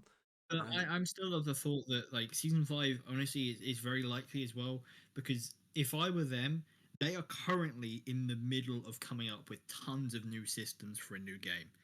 Like if I was them, I would just like instantly just like carry that over to season 5 and then just have already like be thinking new systems and boom, that's the new perk rework. Yeah, and if they want to introduce new perks as well, I'm sure it will all come from rogue core upgrades. I'm sure. Ideally, like they would tie together a lot. That would be pretty cool. But yeah, I don't know. That's for another day, but hopefully not too far away. Just with next year, which I mean, well, that's not actually that far away now. We're near the end of this year. We are near the end of the year. We are near the end of the year. We're actually we're a year out from Rogue Core's launch. Yay! From 2 slices of bread. It's quite the essay, but it's all different points. Far Hunter Head increased caliber rounds should be percentage damage and not added value. Wait. Oh! Example, Big Bertha. Damage makes 10% increase, but taking ammo makes 80% increase. Huh? Oh, I see. So the thing with the Thunderhead is, it's talking about this damage upgrade, which never gets picked. But then again, even to this is the tier on the Thunderhead that's a little bit wonky, where the ammo is getting picked in 100% of circumstances. Pretty sure. So these two just need some adjustment. I don't think that was the conclusion of. I mean, you do that and say that, but I think a lot of people pick the max size one. No, they don't. Me included, I think. No, you don't. Change it. All right. Feedback loop is only 10% damage increase after full rate of fire. Better to say you get 5% more ammo, which is piss. Worst upgrade you get. Okay. That's this one. Yeah, maybe it should be a scaling. First of all, it's just too low. 10% at max rate of fire. Whack. Just bring it up. Especially just being 50%. Good God. What, it combos with, combat ability, but it's still not enough damage. Yeah, but it's just a bit of boost. I like the wording here. Zukovs have terrible green and yellow OC. Every other OC makes it feel much better to use. Or yeah, it's only one of each, first of all. So maybe add some more. Some actual just basic shit like balanced damage overclock or something. How about that? That might help. But yeah, it needs a little more than that. I mean, well, that's the thing. It's like a clean that's like reload speed and fire rate, and a balance that's magazine size. And that's it. And then it's unstables that completely change it. That's a big problem, I think. And everyone's favorite, Stubby. You have default settings of 2 2. I don't think I've really tried the 2 2 2 2 2 thing. I might have done. Just that. Yeah, I would choose that there. But and then I assume they're taking even refire booster. I mean that makes sense. Yeah. And half overclocks are for turret based. Need to say complete rework? No, you don't. It's obvious. PGL, disabled inertia inhibitor. There is already better in tier 3. Needs to be deleted or totally different. Absolutely. So disabled inertia inhibitor is this. It's the thing that changes it so the grenade velocity matches your velocity. And it's literally just for RG250, so you can always save yourself with it. RG250 doesn't really need that. This should be a more interesting upgrade. And yeah, velocity is better. I'd argue putting velocity here would be better. At least, because the only time people are picking velocity is with Fat Boy, because you don't need the fire. And then obviously Unbreaking is just completely lost in the sauce. Other useless overclocks like random damage, not 100% chain hit, that's like Sabata. Small ammo increase and very minimal change such buff are completely useless. So those are all sort of completely useless stuff. Collect greens, that sounds funny to me. Waker cleans, useless. AG mixture, useless. EPC overcharger, cost everything to get almost nothing. Smart rifle cleans, every other overclock makes them useless. Yeah, I think it's not every time, but there's a lot of cleans that just completely don't quite work. You know, on the weapons where it's really the stuff that makes the big changes is what makes them good. That's when you need the cleans to be stuff that really jacks up the base stats. Because, you know, a lot of cleans should exist to make using the weapon just as it is normally better. But they arguably need to be more, a lot of them need to arguably do more than they're doing anyway. At that function. Like the Zukovs, for example. What did AG mixture get thrown in there? Well, would What's you... wrong with AG mix? I mean, not great. That's the... Which one is... That's the low grav one, is it? Yeah. Yeah. Don't be me. Well, yeah, that's the... Well, I disagree with that, because that's... the sludge pump is a weapon where it is so strong. I don't know. Yeah. It's on your build showcase, huh? Yeah, the sludge sniper. Yeah. Which is a really dumb build, by the way. Every overclock should be equally powerful / fun with each other. That's what makes us want to switch. Makes us want to switch them time to time. It's much better to see them not as a developer, as a player. What makes this weapon such overclock feels good, and why should I use it? What makes it feel fun to use? Well, kind of no, because I really don't. I think they very much so believe that the cleans. You don't pick the cleans to have fun necessarily. You don't pick the cleans to change the weapon, and you're not meant to. And that's why I think a lot of the cleans probably aren't going to get much attention in general. I don't know how much I agree with that, but I do think that is probably their position on it. Well, they changed double barrel. Yeah, they removed Tyler, they changed the it into other a different category, Tyler. Yeah, my point is, Harry, is most like the two overclocks they changed the most were cleans. One they changed so much. But the thing that made them better was bring them out of the clean category. Yeah, which they might do again. I hope they do it again with a lot of stuff. My personal opinion, Special Powder and Salvo module are the most fun overclocks in this whole game. They're not the strongest, but are really fun to use. That's what we want. Random damage is worst decision.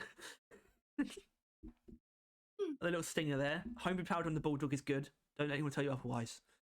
Yeah, right, that's just your opinion, mate. Oh, look, Lotus is back. I mean, random damage can be fun. Homebrew Powder OC for Bulldog. Yep. Homebrew Explosive Mod for PGL and Hyper Pop. Yes. The problem is the weapon must have big base damage for these overclocks to matter, because otherwise you literally can't see your upgrades in action. The gamble of dealing 100 or 40 damage to Praetorian is what makes these overclocks fun. Okay. Homebrew Powder on Sabato GK2 is completely pointless. It's not fun. It's not good. Yeah. I mean, that the homebrew powder on the Sabata is one that you could change to just be base weak point damage or something. Isn't that like kind of not the case though? Isn't it like with this GK2 one predominantly? It becomes significantly less fun, as in no fun, but it does become actually better, right? Yeah. Because your overall damage does go up by like 30%, doesn't it?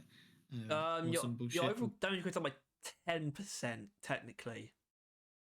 Sure, that's still 10% But more you damage. still have a higher, And but you still have a higher chance to. That's the middle ground between 80 and 140. But there's still more on the side of over 100% though. You know, it's like 40% over, 20% under. So. And since it's like really fast firing, you're never going to notice if you were cut short in an annoying time. Meanwhile, with the other ones, obviously this is why it makes it more fun. But you're gambling basically. Yeah, it's right? much more of a gamble. But that brings up the question: what's the point in having those other ones be random, like the GK2 one? It would make more sense for it to just be a basic upgrade. Yeah, sure, but it isn't that. But it is upgrade. It is more good but less fun. But I think the other ones, like the big ones, are more fun but less good because they will fuck you over. I mean, when you don't one shot a web splitter with the Bulldog, it's pretty fucking depressing. Yeah, but it can also do big damage. Yeah, but more often than not, it'll probably be overkill. Yeah, against a web splitter, yeah. Do you not normally one shot a spitter with the Bulldog? Of course you do. Yeah. So you're even if you do like the maximum percent damage, it doesn't change anything. Shut up. All right. New 6S9U. Tweak the balance of NG's turret so Mark II defender deals 15 damage per shot, 1 bullet per swarmer. Absolutely. The turrets have a problem in terms of just an imbalance. It's just such a meta for them. It's just Gemini with defender system. There's literally no point doing anything else. Some people do. But yeah, the Mark II, while it's okay, it should at least be able to one-shot swarmers. And the fact that it can't is crazy. I mean, my God. You know, obviously the Gemini can effectively do that. Even if they don't do it in one shot. Make the damage and the radius of turret whip shot scale with the turret's damage. Turret whip from a Mark II defender should deal considerably more damage and in a larger radius than a Gemini Hawkeye. Yes, only because the Mark II has less ammo overall, and it does use turret ammo to turret whip. Turret whip at a baseline is very strong. Add jump overclocks for driller and gunner. Personally, I think the best weapons for this would be the EPC, maybe, and the core gun.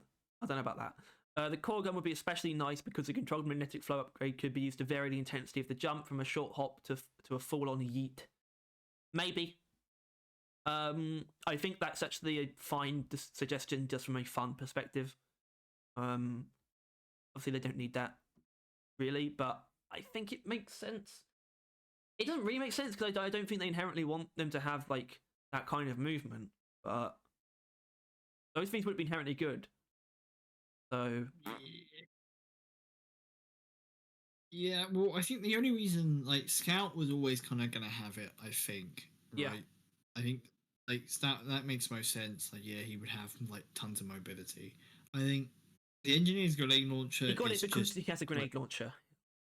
Yeah, it's just rocket jump. They had to add it. It was like a moral code of gaming, essentially. Like, I assume they probably played TF2 a bunch or some shit, yeah, right? Absolutely. Like, kind of how that would occur. But like the other two, I think it's just that there's no like they would be forcing it. There's no natural reason, and it would be arguably against how you would want to play those two, or not how you would want, but how they would want you to play those two. It's just something that feels right for the player, but it's not right really. Like engineer wouldn't have it if he didn't have a grenade launcher, right? Like I think it's that simple. Yeah, and it's. I feel like it'd just be artificially placed for the other two. Like it wouldn't. The placement of it would be hard to make feel natural. Um, it probably just feel forced. So yeah, but yeah, a very easy takeaway. Yeah, I think it's obvious to anyone who plays an engineer at all that both the Mark II turret and the Hawkeye system upgrade should be buffed. Obvious. I think we don't need to apply even more. Okay. From Duffner, personally, I've talked about this before. I think the autocannon should have stun in tier 5. Okay. Non-fear mods in tier 5 are not great. The devs can act whichever via coin flip and not matter. Let's just move. Oh, Christ. It's sort of quite interesting how I would say at this rate, you got Stubby in first place, Zukov's in second, and the autocannon in third. Realistically, Yeah. the most brought up. Yeah. Which is concerning. They ever fixed the arm break issue of the BGL? No, they didn't. And if they can't, they will replace it with radiation. I don't care what they from intergesting salary. I don't care what they change, except please give the Stubby some needed love. Okay, there you go. Just more evidence. That's great. Edge. All of the mods that make targets explode on death, CRISPR targets explode, Sabata neurotoxic catalyst, wave cooker boiler ray, armscale nuclear catalyst, bulk shocking explosion, need to be a lot easier to trigger and more potent when you do that, or replace them with something usable. Possibly. What? Well, I mean, I think. You mean more easier to trigger? Just kill them easier? What? Well, all of them. I'm down for the bigger explosions, right? But like, what the fuck do you mean easier to trigger? Just kill them. It's because of wave cooker and the CRISPR, where it's chance based. But then again, shut up. But yeah, a lot of those mods do go underused, I would say, and I don't think buffs would make them. It would be difficult to make them overpowered, I think. I don't think many of them are in trouble. I think the one on the flamethrower and one on the coil gun absolutely need some help. Specifically, I'd say specifically the coil gun, because that upgrade is just so damn useless. Bulk shot one's fine. You could make it bigger. It's definitely easy enough to activate. It's 100% chance as long as the enemy dies, and even then, it lasts so long that it can kill like pretty. Well, it will always kill a grunt without damaging it in any other way. So that one's fine. But I wouldn't mind them looking to any of the others, because wave cooker boiler ray is still underused, but that's only because exothermic reactor is so strong. Sure. Don't replace them though. Don't. I think things that make targets explode on death is cool. Don't replace them. I don't like that idea. But they need to be buffed. Go for it. I'm gonna try and skim this. Okay. Stubborn needs buff, outclassed by smart rifle. Sparta is still complete trash. Autocannon isn't a great spot. Zuko's are pretty terrible. VRT's in an okay place. Yeah, it's so that is the works, isn't it? Really. That's just everything that we've already seen. So take that as you will, but not really suggesting anything specific. Doom and Fury. I just want another OC for the Zukovs. Yes, there are only 5 of them. It isn't much you can explore in terms of player styles in comparison to the rest of the weapons. Yeah, this is where actually adding more needs to come in. There's no excuse, in my opinion, for the Warthog and the Zukovs to only have 5, and that just needs to be changed. Simple as like that. You can just do that as a balance change if you want, and I think that's fine. They just need some more. I want to see some Buster armor mods. It's not inherently buffs that they need. They need to be fixed, or if the armor breaking just isn't going to stack up to what's in the tier, they need to be replaced. Pretty simple, I think. From Rhino Roundhouse, that's a great name. I want Sabata to have automatic fire built in, and the other overclocks balanced around the fact that the Sabata is now automatic. Maybe they just make them semi-auto. I don't care. I never want to click 8 times a second while aiming. I don't think that would work. I honestly don't think it would go down well either. I do think people like it being semi-auto. Do they? I mean, full auto is pretty popular, though. Maybe not. Yes. Thank you. You're welcome. Ah, mouth's dry. Unsurprisingly. Okay, from bottom hat 11. For overclocks, I would really like Face Melter to get a pretty sizable buff to its ammo economy. Rocket Barrage uses a bit of buffing. Big Bertha is hurt a bit too much by magazine downside. Since the autocannon is such a slow reload. I think that is the thing that's keeping Big Bertha in check, personally. So I definitely, yeah, I don't know if I agree with that at all. Face Melter, though, yeah, buff it. Weapons, I really like Stubby to get buffed since it relies on electricity damage. It should be 100%, so just 25. No, it should be 50%, and then you can buff it to 100%. Zuko's gives some buffs too. I don't think it needs as much as a Stubby. Yeah, autocannon, in my opinion, gives some buffs. Starting to get a bit homogenized. And repetition. But this guy goes to talk about the grenades. The grenades, first with the spring-loaded Ripper. It shouldn't do explosive damage because that just increases friendly fire. You have lesser impact axes too, which are almost always going to help you overall. And finally, it's super terrain dependent, so often you can't even make the most of its damage. The only other wanted buff is going to stick a grenade, as usually is outclassed by gunners, other grenades, which are all really good. Yeah, I mean, they probably just don't care about the grenades, to be honest. Yeah, they don't. Because I was thinking about maybe doing a grenade has a grenade problem too. Equal. But then I'm like, the impact the last one had on the grenade problem really felt valued. So I decided I probably shouldn't do that because it's a fucking waste of time. They are in no way concerned about grenades being used an equal amount to each other. They just care about them being used, I guess. Like having grenade people like. Yeah. With,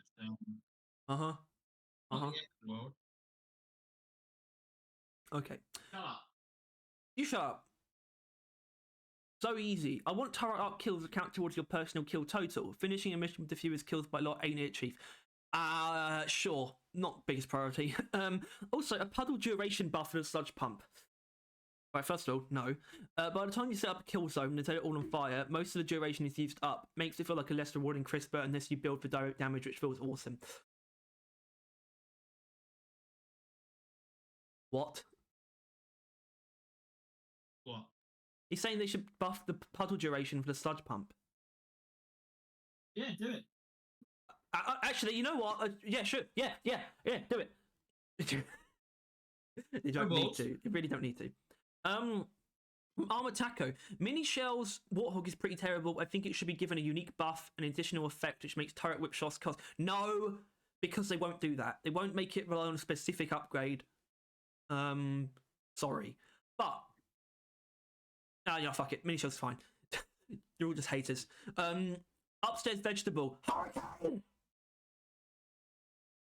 No. But yes, in some ways.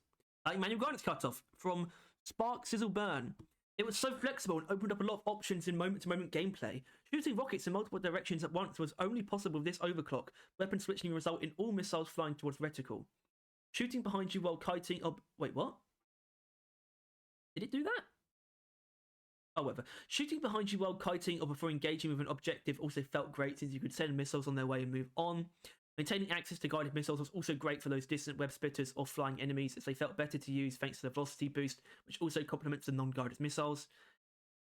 Manual Guns Cutoff was a real jack of all trades and offered up something unique gameplay that always felt satisfying. What's the harm in bringing it back for those who enjoyed it? None. No harm. I think it's kind of weird that there's someone defending it so vehemently and with so many points to make, but there's no reason not to have it in the game still. There was no reason for. Well, the only reason I can think of was why they removed it in the first place was because they don't want to go over 7.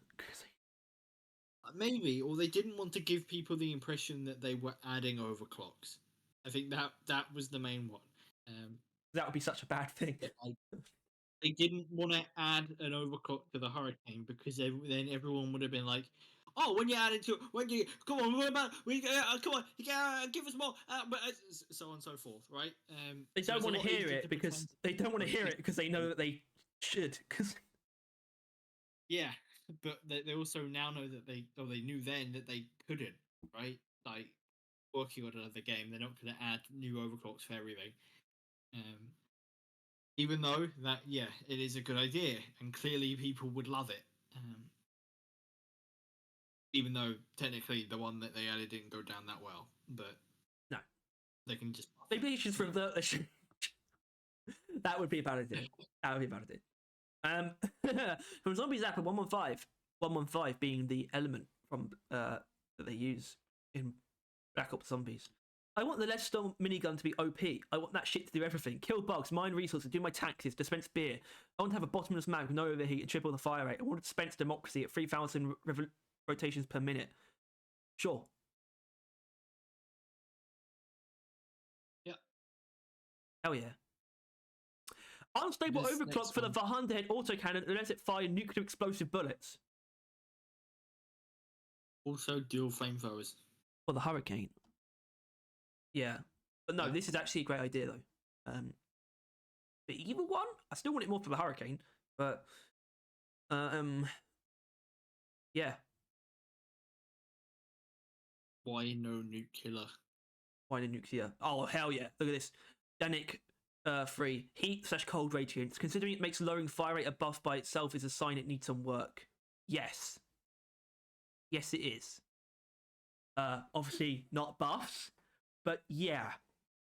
Those upgrades are interesting. They do a lot in making those weapons as good as they are, though. That's the problem. They should arguably be base features. They should Yeah. that are buffed by an upgrade yeah. potentially. I mean, yeah. I mean, they're to not be hypocrites. They are identical to the fire upgrade on the PGL, right? You strip it off the weapon, and it becomes significantly weaker. That's just how it is. Like by like a lot of tiers in a tier list, and would radically change the weapon. So I don't know. Yeah.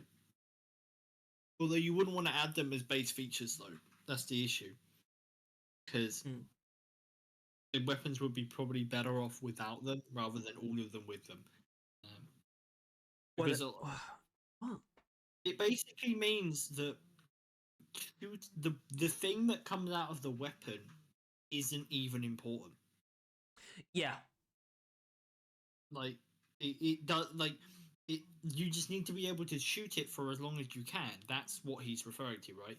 Where the slower the fire rate, the longer you can be doing cold/heat radiance. Therefore, the more things you freeze or set on fire, right? That's the build. That's the plan. That's what, especially the hazard time 6 people use. I'm pretty sure. Like that's the meta is maintaining your firing for as long as humanly possible, and that's not great. As in, actually, I don't hate it as a feature, but I think maybe it should be an overclock. Like slows fire rate, adds heat/cold radiance to whichever one. Oh, I mean, I would actually say more so for the flamethrower, only because Ice Storm would be completely obliterated if you didn't have cold radiance. Maybe they add cold radiance to Ice Storm, but I genuinely I think it would be better off. The weapons would get a lot worse, but they would need to get a lot worse before they get a lot better. Just remove them, make them overclocks in one way or another. Because I think they're cool features, but I think they're cool features that break the weapons in ways they don't even know about. Like I wonder if Ghost Ship, if Mark, right, Mike, the balance, Mike, that's the one. I know I got it wrong. If he knows that this is the case. That because of how strong heat/cold radiance is, lowering fire rate is the meta for those weapons, which is kind of wild, right? Yeah, yeah. You got it. Yeah.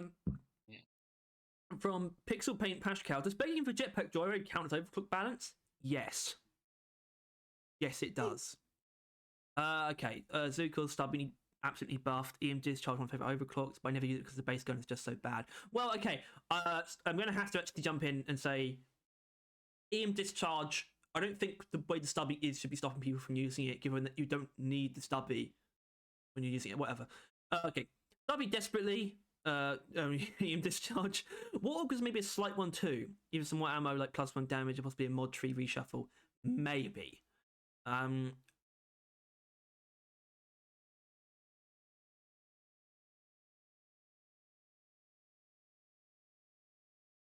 If you're highlighting something, I can't read it. It said crossbow becomes a primary, Drax turn to a secondary. I highlighted it and then just scrolled down because it's just nonsense. From Jerry, I want Fireball OC for the flamethrower. Piss poor range, shit direct damage, increased area and area damage, increased mag, but the longer you fire, the faster you get. Wait, what? Gorilla often goes vampire, so opting for an active that helps that and not just dash while still being fast, like a high risk, high reward. Nothing that he said after saying Fireball for the flamethrower had anything to do with it, it feels like. But yes, Fireball OC for the flamethrower, absolutely. Whatever form that takes, I'm game. I think we both are. From the Starfighter, I want Fingertip Field to scale with charger upgrades, maybe with a nerf to the base Fingertip Field. Fine, that's a good idea. Mainly, I just want to be able to run Overcharger and turn the Fingertip Field detonation into a devastating wide area nuke. Yeah, like that's especially because of the Overcharger thing being such a terrible overclock. If it could actually make Fin Containment Field as that should be what makes Fin Containment Field overpowered, not just Fin Containment Field itself. Then suddenly, Overcharger actually has ground to stand on in its existence. So yeah, not a bad idea at all. Batboy and Logic 250 should be fused in the same overclock. I will not be taking questions. We won't question you. You're right. Add a tick timer to neurotoxin nades on Driller so they can be used more. Maybe, I don't know, make them cookable. Sure. Wouldn't go amiss actually. Overall, Buster, Stubby, and Thunderhead, maybe Sabata.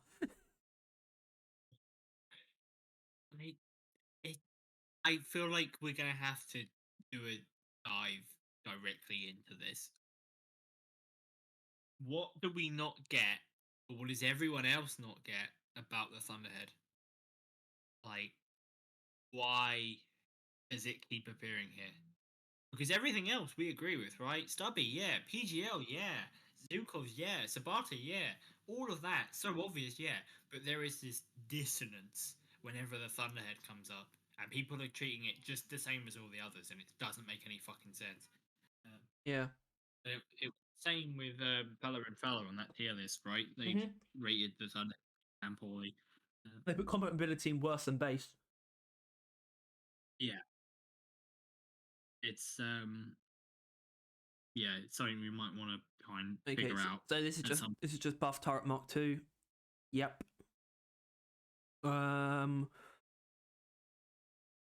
Okay.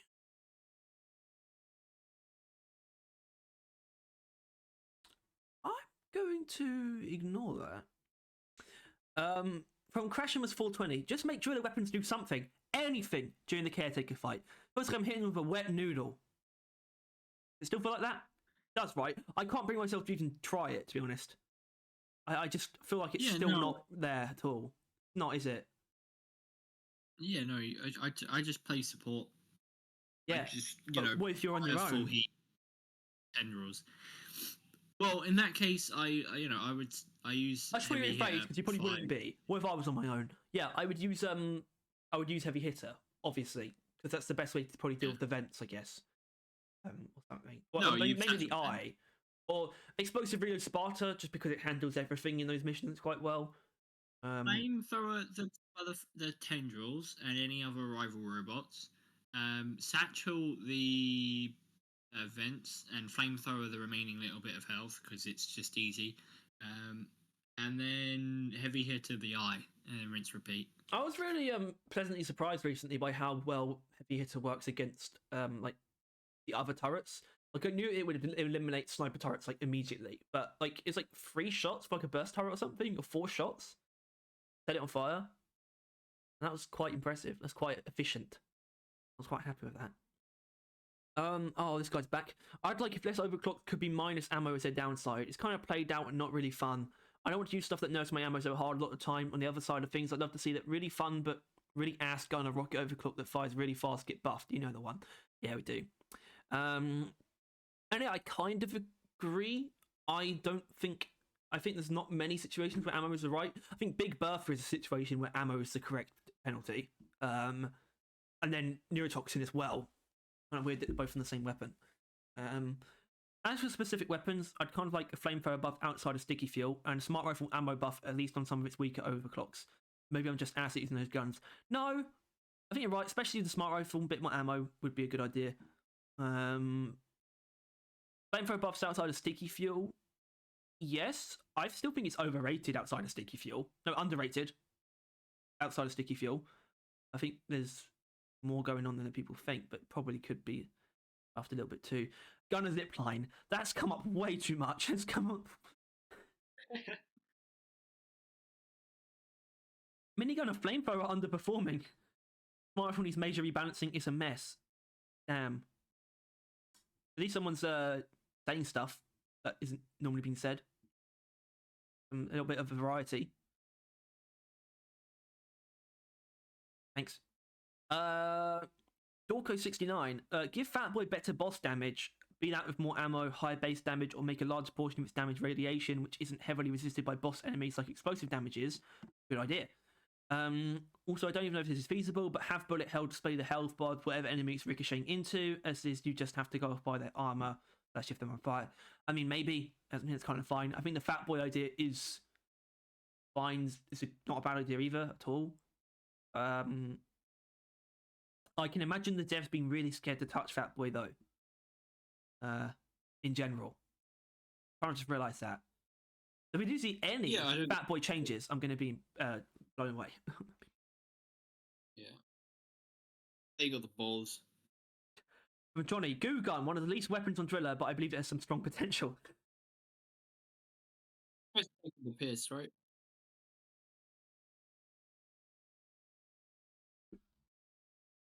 He memeing. Maybe a small overhaul of the the classic M1000 with super cooling chamber. Basically, when you do the focus shot, I kind of wanted to have a different aim mode, like from focus to super shots, like with the wave cooker, where it has a normal and wide focus mode. Press R when focus shooting, it will consume 3 bullets per mega shot. I don't know about all that. I think it's a lot simpler than that. I think someone below said something about maybe remove the charge speed thing, like where it's like really slow charge speed. Like being ground to a halt is enough, and lowering the charge speed makes it feel really, like it just throws you off from what you're used to. So I thought that was a good idea for super cooling chamber.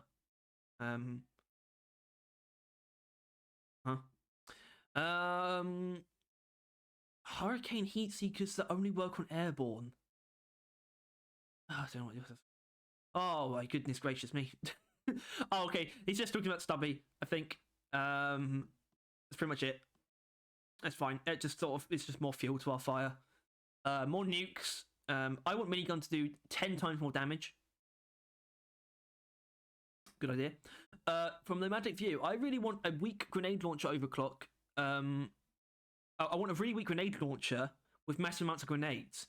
So I can play the class like a demo man / Junkrat. Yes, absolutely.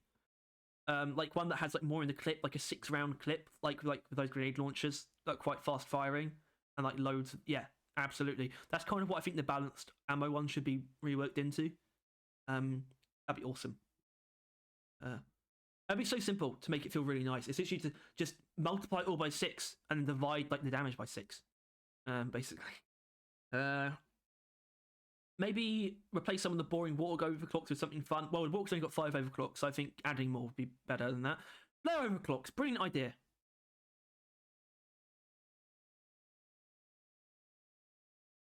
Oh, not really. Okay. Lotos is back. I know you guys hate me, but nerf thing containment field base damage. Make it dependent of area damage. Okay, yep, got that. It's good. Super Cooling Chamber should have normal charge speed. There we go. That's that suggestion. The ammo and standstill penalties are enough. Yeah, okay, I think he's got it. That's good. That's good. Both balanced and clean ammo overclocks of PGL need a rework. They complete outclassed by 250. Yep, absolutely. I really want to have gas grenades as an overclock for grenade launcher, or a alternative to incendiary compound.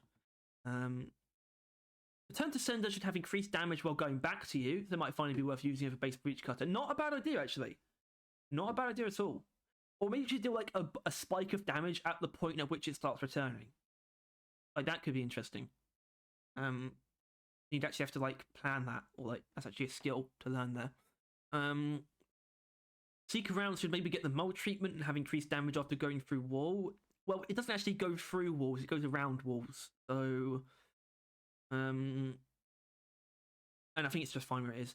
High voltage crossovers for the breach cutter should have longer execution time, so it can work more as a crowd control tool and trigger for other mods and other weapons. Maybe high voltage crossover, if it could one shot guards, then it would have some standing. But apart from that, it's kind of just Inferno just sort of makes it pointless, unfortunately. Microflash just needs something. I don't know what though. Very useful. Explosive reload need half damage buff. They can again two-shot grunts while taking both ammo mods. Can it not do that? I feel like it can still do that. Where? Before Tabata rework, you could build it like this with full ammo, but after mixing mod tree, it's no longer possible. I did not know that. Weird. Sure. Hot take, but Hurricane's mod tree needs a rework. There are literally 2 good ways you can build this weapon for all overclocks. Same goes for Stubby, but this one is cold as fuck. Yeah, it's not as bad though. Even if it's true. Yeah, I don't know. It's gonna be a maybe. Smart for more ammo by default. Extra ammo. Smart rifle. Cray Cat. I think the Leadstorm overclock for the Leadstorm minigun should be buffed. It just doesn't feel like a big enough damage upgrade for a complete lack of movement. Yeah, that went down well. You got 8 downvotes for that. That's interesting.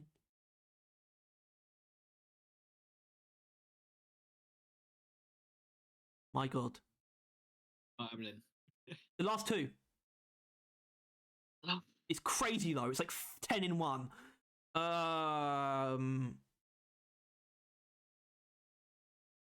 I don't think we have sort of the I don't think we have it. I don't think we can do this. And I think it looks like it's going over a lot of stuff that is already. I feel bad about not doing it though. So okay, what's this about? This is just about the turrets. Okay, let's ignore that and do this. This is the last one. Long ass list of driller and engineer buffs, Tyler. Note, plus and minus number is what I think it would be a good number to set the reference stat bonus penalty to. Okay. Warthog, mini shells. Main issue is low DPS. The fix either adds small rate of fire buff or reduce the damage penalty and the ammo bonus. Okay. Rate of fire, well no, because the other unstable is for rate of fire, so I don't know. I don't know what needs to be done to mini shells. I don't think it's much either. Lightweight magazine, that's a clean ammo one. Good, could be a little stronger. Maybe give a bit more ammo or a bigger bonus to reload speed to make it stand out more. I would say maybe a bit more ammo would be fine. I think the reload speed is really good. Works just fine. Stubby, super slim rounds, not a very attractive overclock. Make magazine size bonus bigger, would help it be a better pick. No. That's not what the Stubby needs at all. It's not more magazine size. Super slim rounds is not an attractive overclock because it's a clean, and the Stubby has no place for cleans as it is. That's the problem. Turret arc, friendly fire is annoying as fuck when someone is using it, so I would have it do a lot less friendly fire. Also, it's near useless when using it with solo turrets. The fixes I would have it make bullets from turrets that are electrocuted, apply the Stubby's electric effect. Yep, a really easy thing that should absolutely be added. Just to give something to turret arc. Smart break, smart rifle, arm break module. Smart rifle doesn't really benefit from arm breaking enough to take this overclock over other. Personally, I would rework it, but if not, then I would have it stun its target when it breaks their armor. Guaranteed stun for 3 to 5 seconds. Yeah, Smart Rifle doesn't have any kind of stun on it, so not a terrible idea.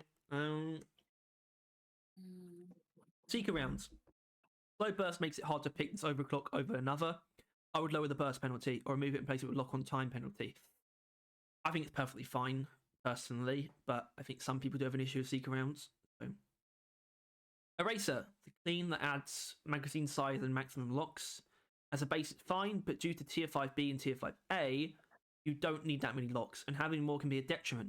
You fix this issue by making tier 5B require 8 total locks instead of 4, if you wanted to keep the changes to the OC itself, giving it a lot faster lock-on speed. It also help, but maybe a bit strong.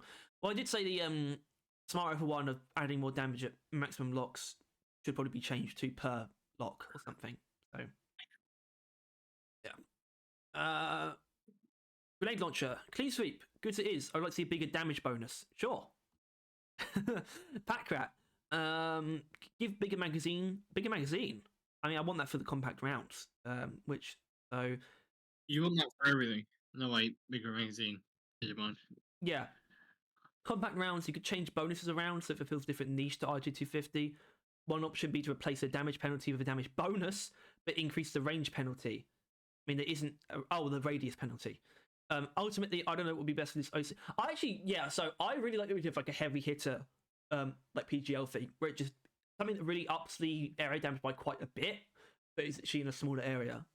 I think that'd be really nice. So it could like one shot like guards and stuff, but like in quite a small area. Bat Boy, +1 base ammo. Good idea. Yeah. I think that is actually a very fair thing, actually. And people wouldn't be like, what? One more shot on the Bat Boy? You're crazy. Rich Cutter. It's like 25% increase, isn't it? What? Oh, it's like 4 shots, right? 5. What? I know, right? I think it should come up to 7. So it's like a 20% increase. I think they should bring it up to 7. Rich Cutter, roll control. Maybe make the roll speed incredibly fast so it means a pseudo size increase. Sure, I mean, roll control is underrated, but... Return to sender. Make the return automatically occur after half its lifetime has passed.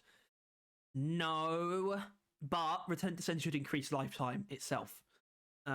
Absolutely. Shard diffractor, no notes. Alright, Tyler. Driller time.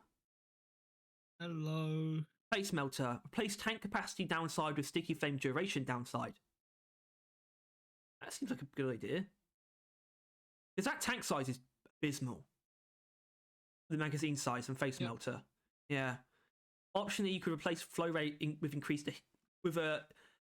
the flow rate increase with a heat increase. That's crazy. For face melter specifically.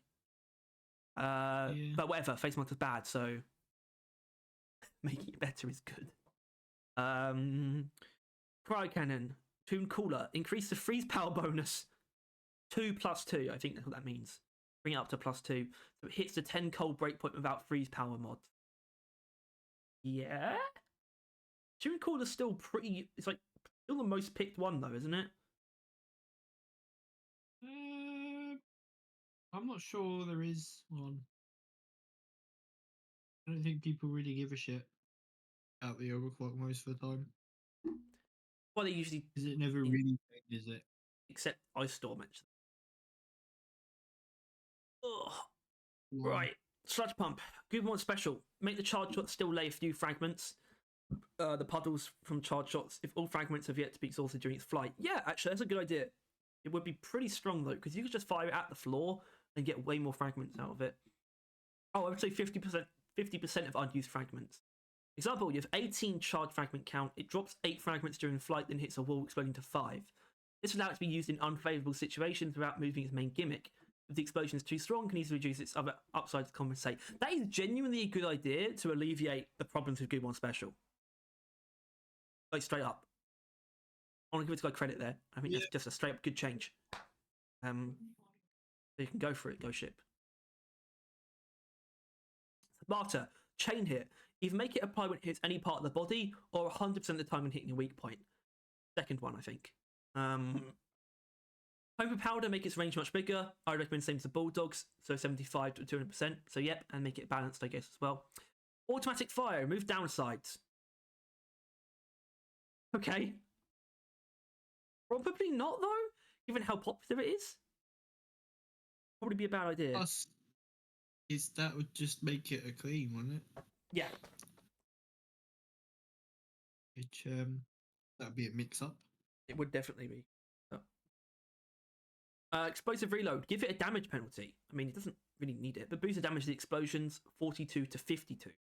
This is so you are less likely to kill a bug before blowing up. Okay, all right. I don't know if this change would be good for everyone. I feel like I like the idea of explosions a lot, but if you feel it would make the weapon weaker, then feel free to disregard it. No, I mean, explosive reload is still the best thing for the barter, in my opinion, but this sounds like a fine idea. Okay. Experimental plasma charger. All overclocks are good. Nothing big enough to include it. Well, that's a bit of an L. Yeah, I mean, heat pipe is useless and overcharger is dog shit, but sure. You misunderstand, but yeah, overcharger is literally one of the worst in the game.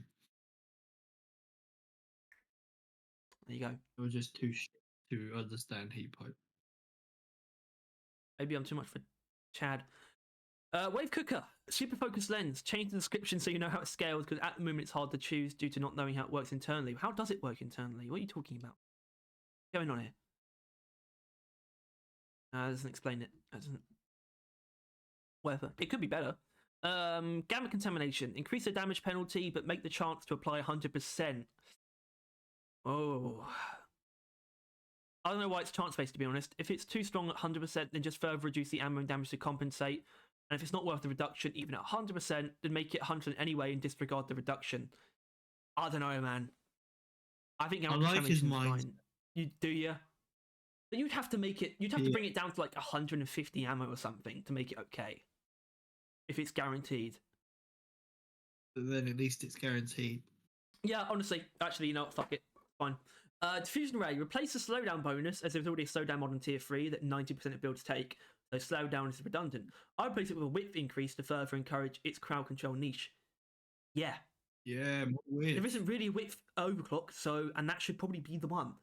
So, absolutely. Because it's unnecessary because of how huge you can get it already.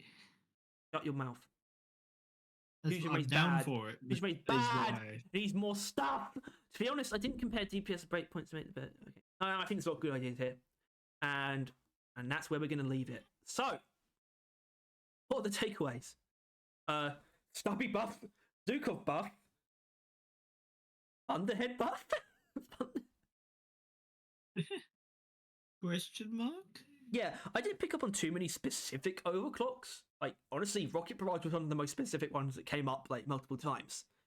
It's the most recent one people think needs buffing. But if I want to pin down a really interesting takeaway, it's definitely engineering in general is a really common theme. Honestly, it's probably more than half of these are about engineer. Yeah. And think containment field. And with not having been touched previously, it's just kind of like, not only does it seem like a good idea balance-wise, that he's the one that needs it most, but it's also just a good idea game-wise. Like, the engineer players want something to do and have and interact. Yes, we do. Yes. We are Harry, you and everyone, mate. No. Yeah, but when it suits me, I'm an engineer main. Alright. But that's the only one you're allowed to do that with. No, I do run as well. No. I don't. I haven't actually ever done that, so yeah. No. Ugh. Yeah. Well, that is it. We are done. And by we, I mean Harry. Good job, Harry. You did it. You read things for like 2.5 straight hours. Hell yeah. Not sure if it was 2.5 in the end. I think it is, right? It is. Yeah. It is. But yeah. You deserve a nice... I do deserve a medal. a rest where we play RoboQuest. Play RoboQuest, people. I really need a drink Look it up. and some food. Play Robo. I am like parched from the essences of humanity. Yep.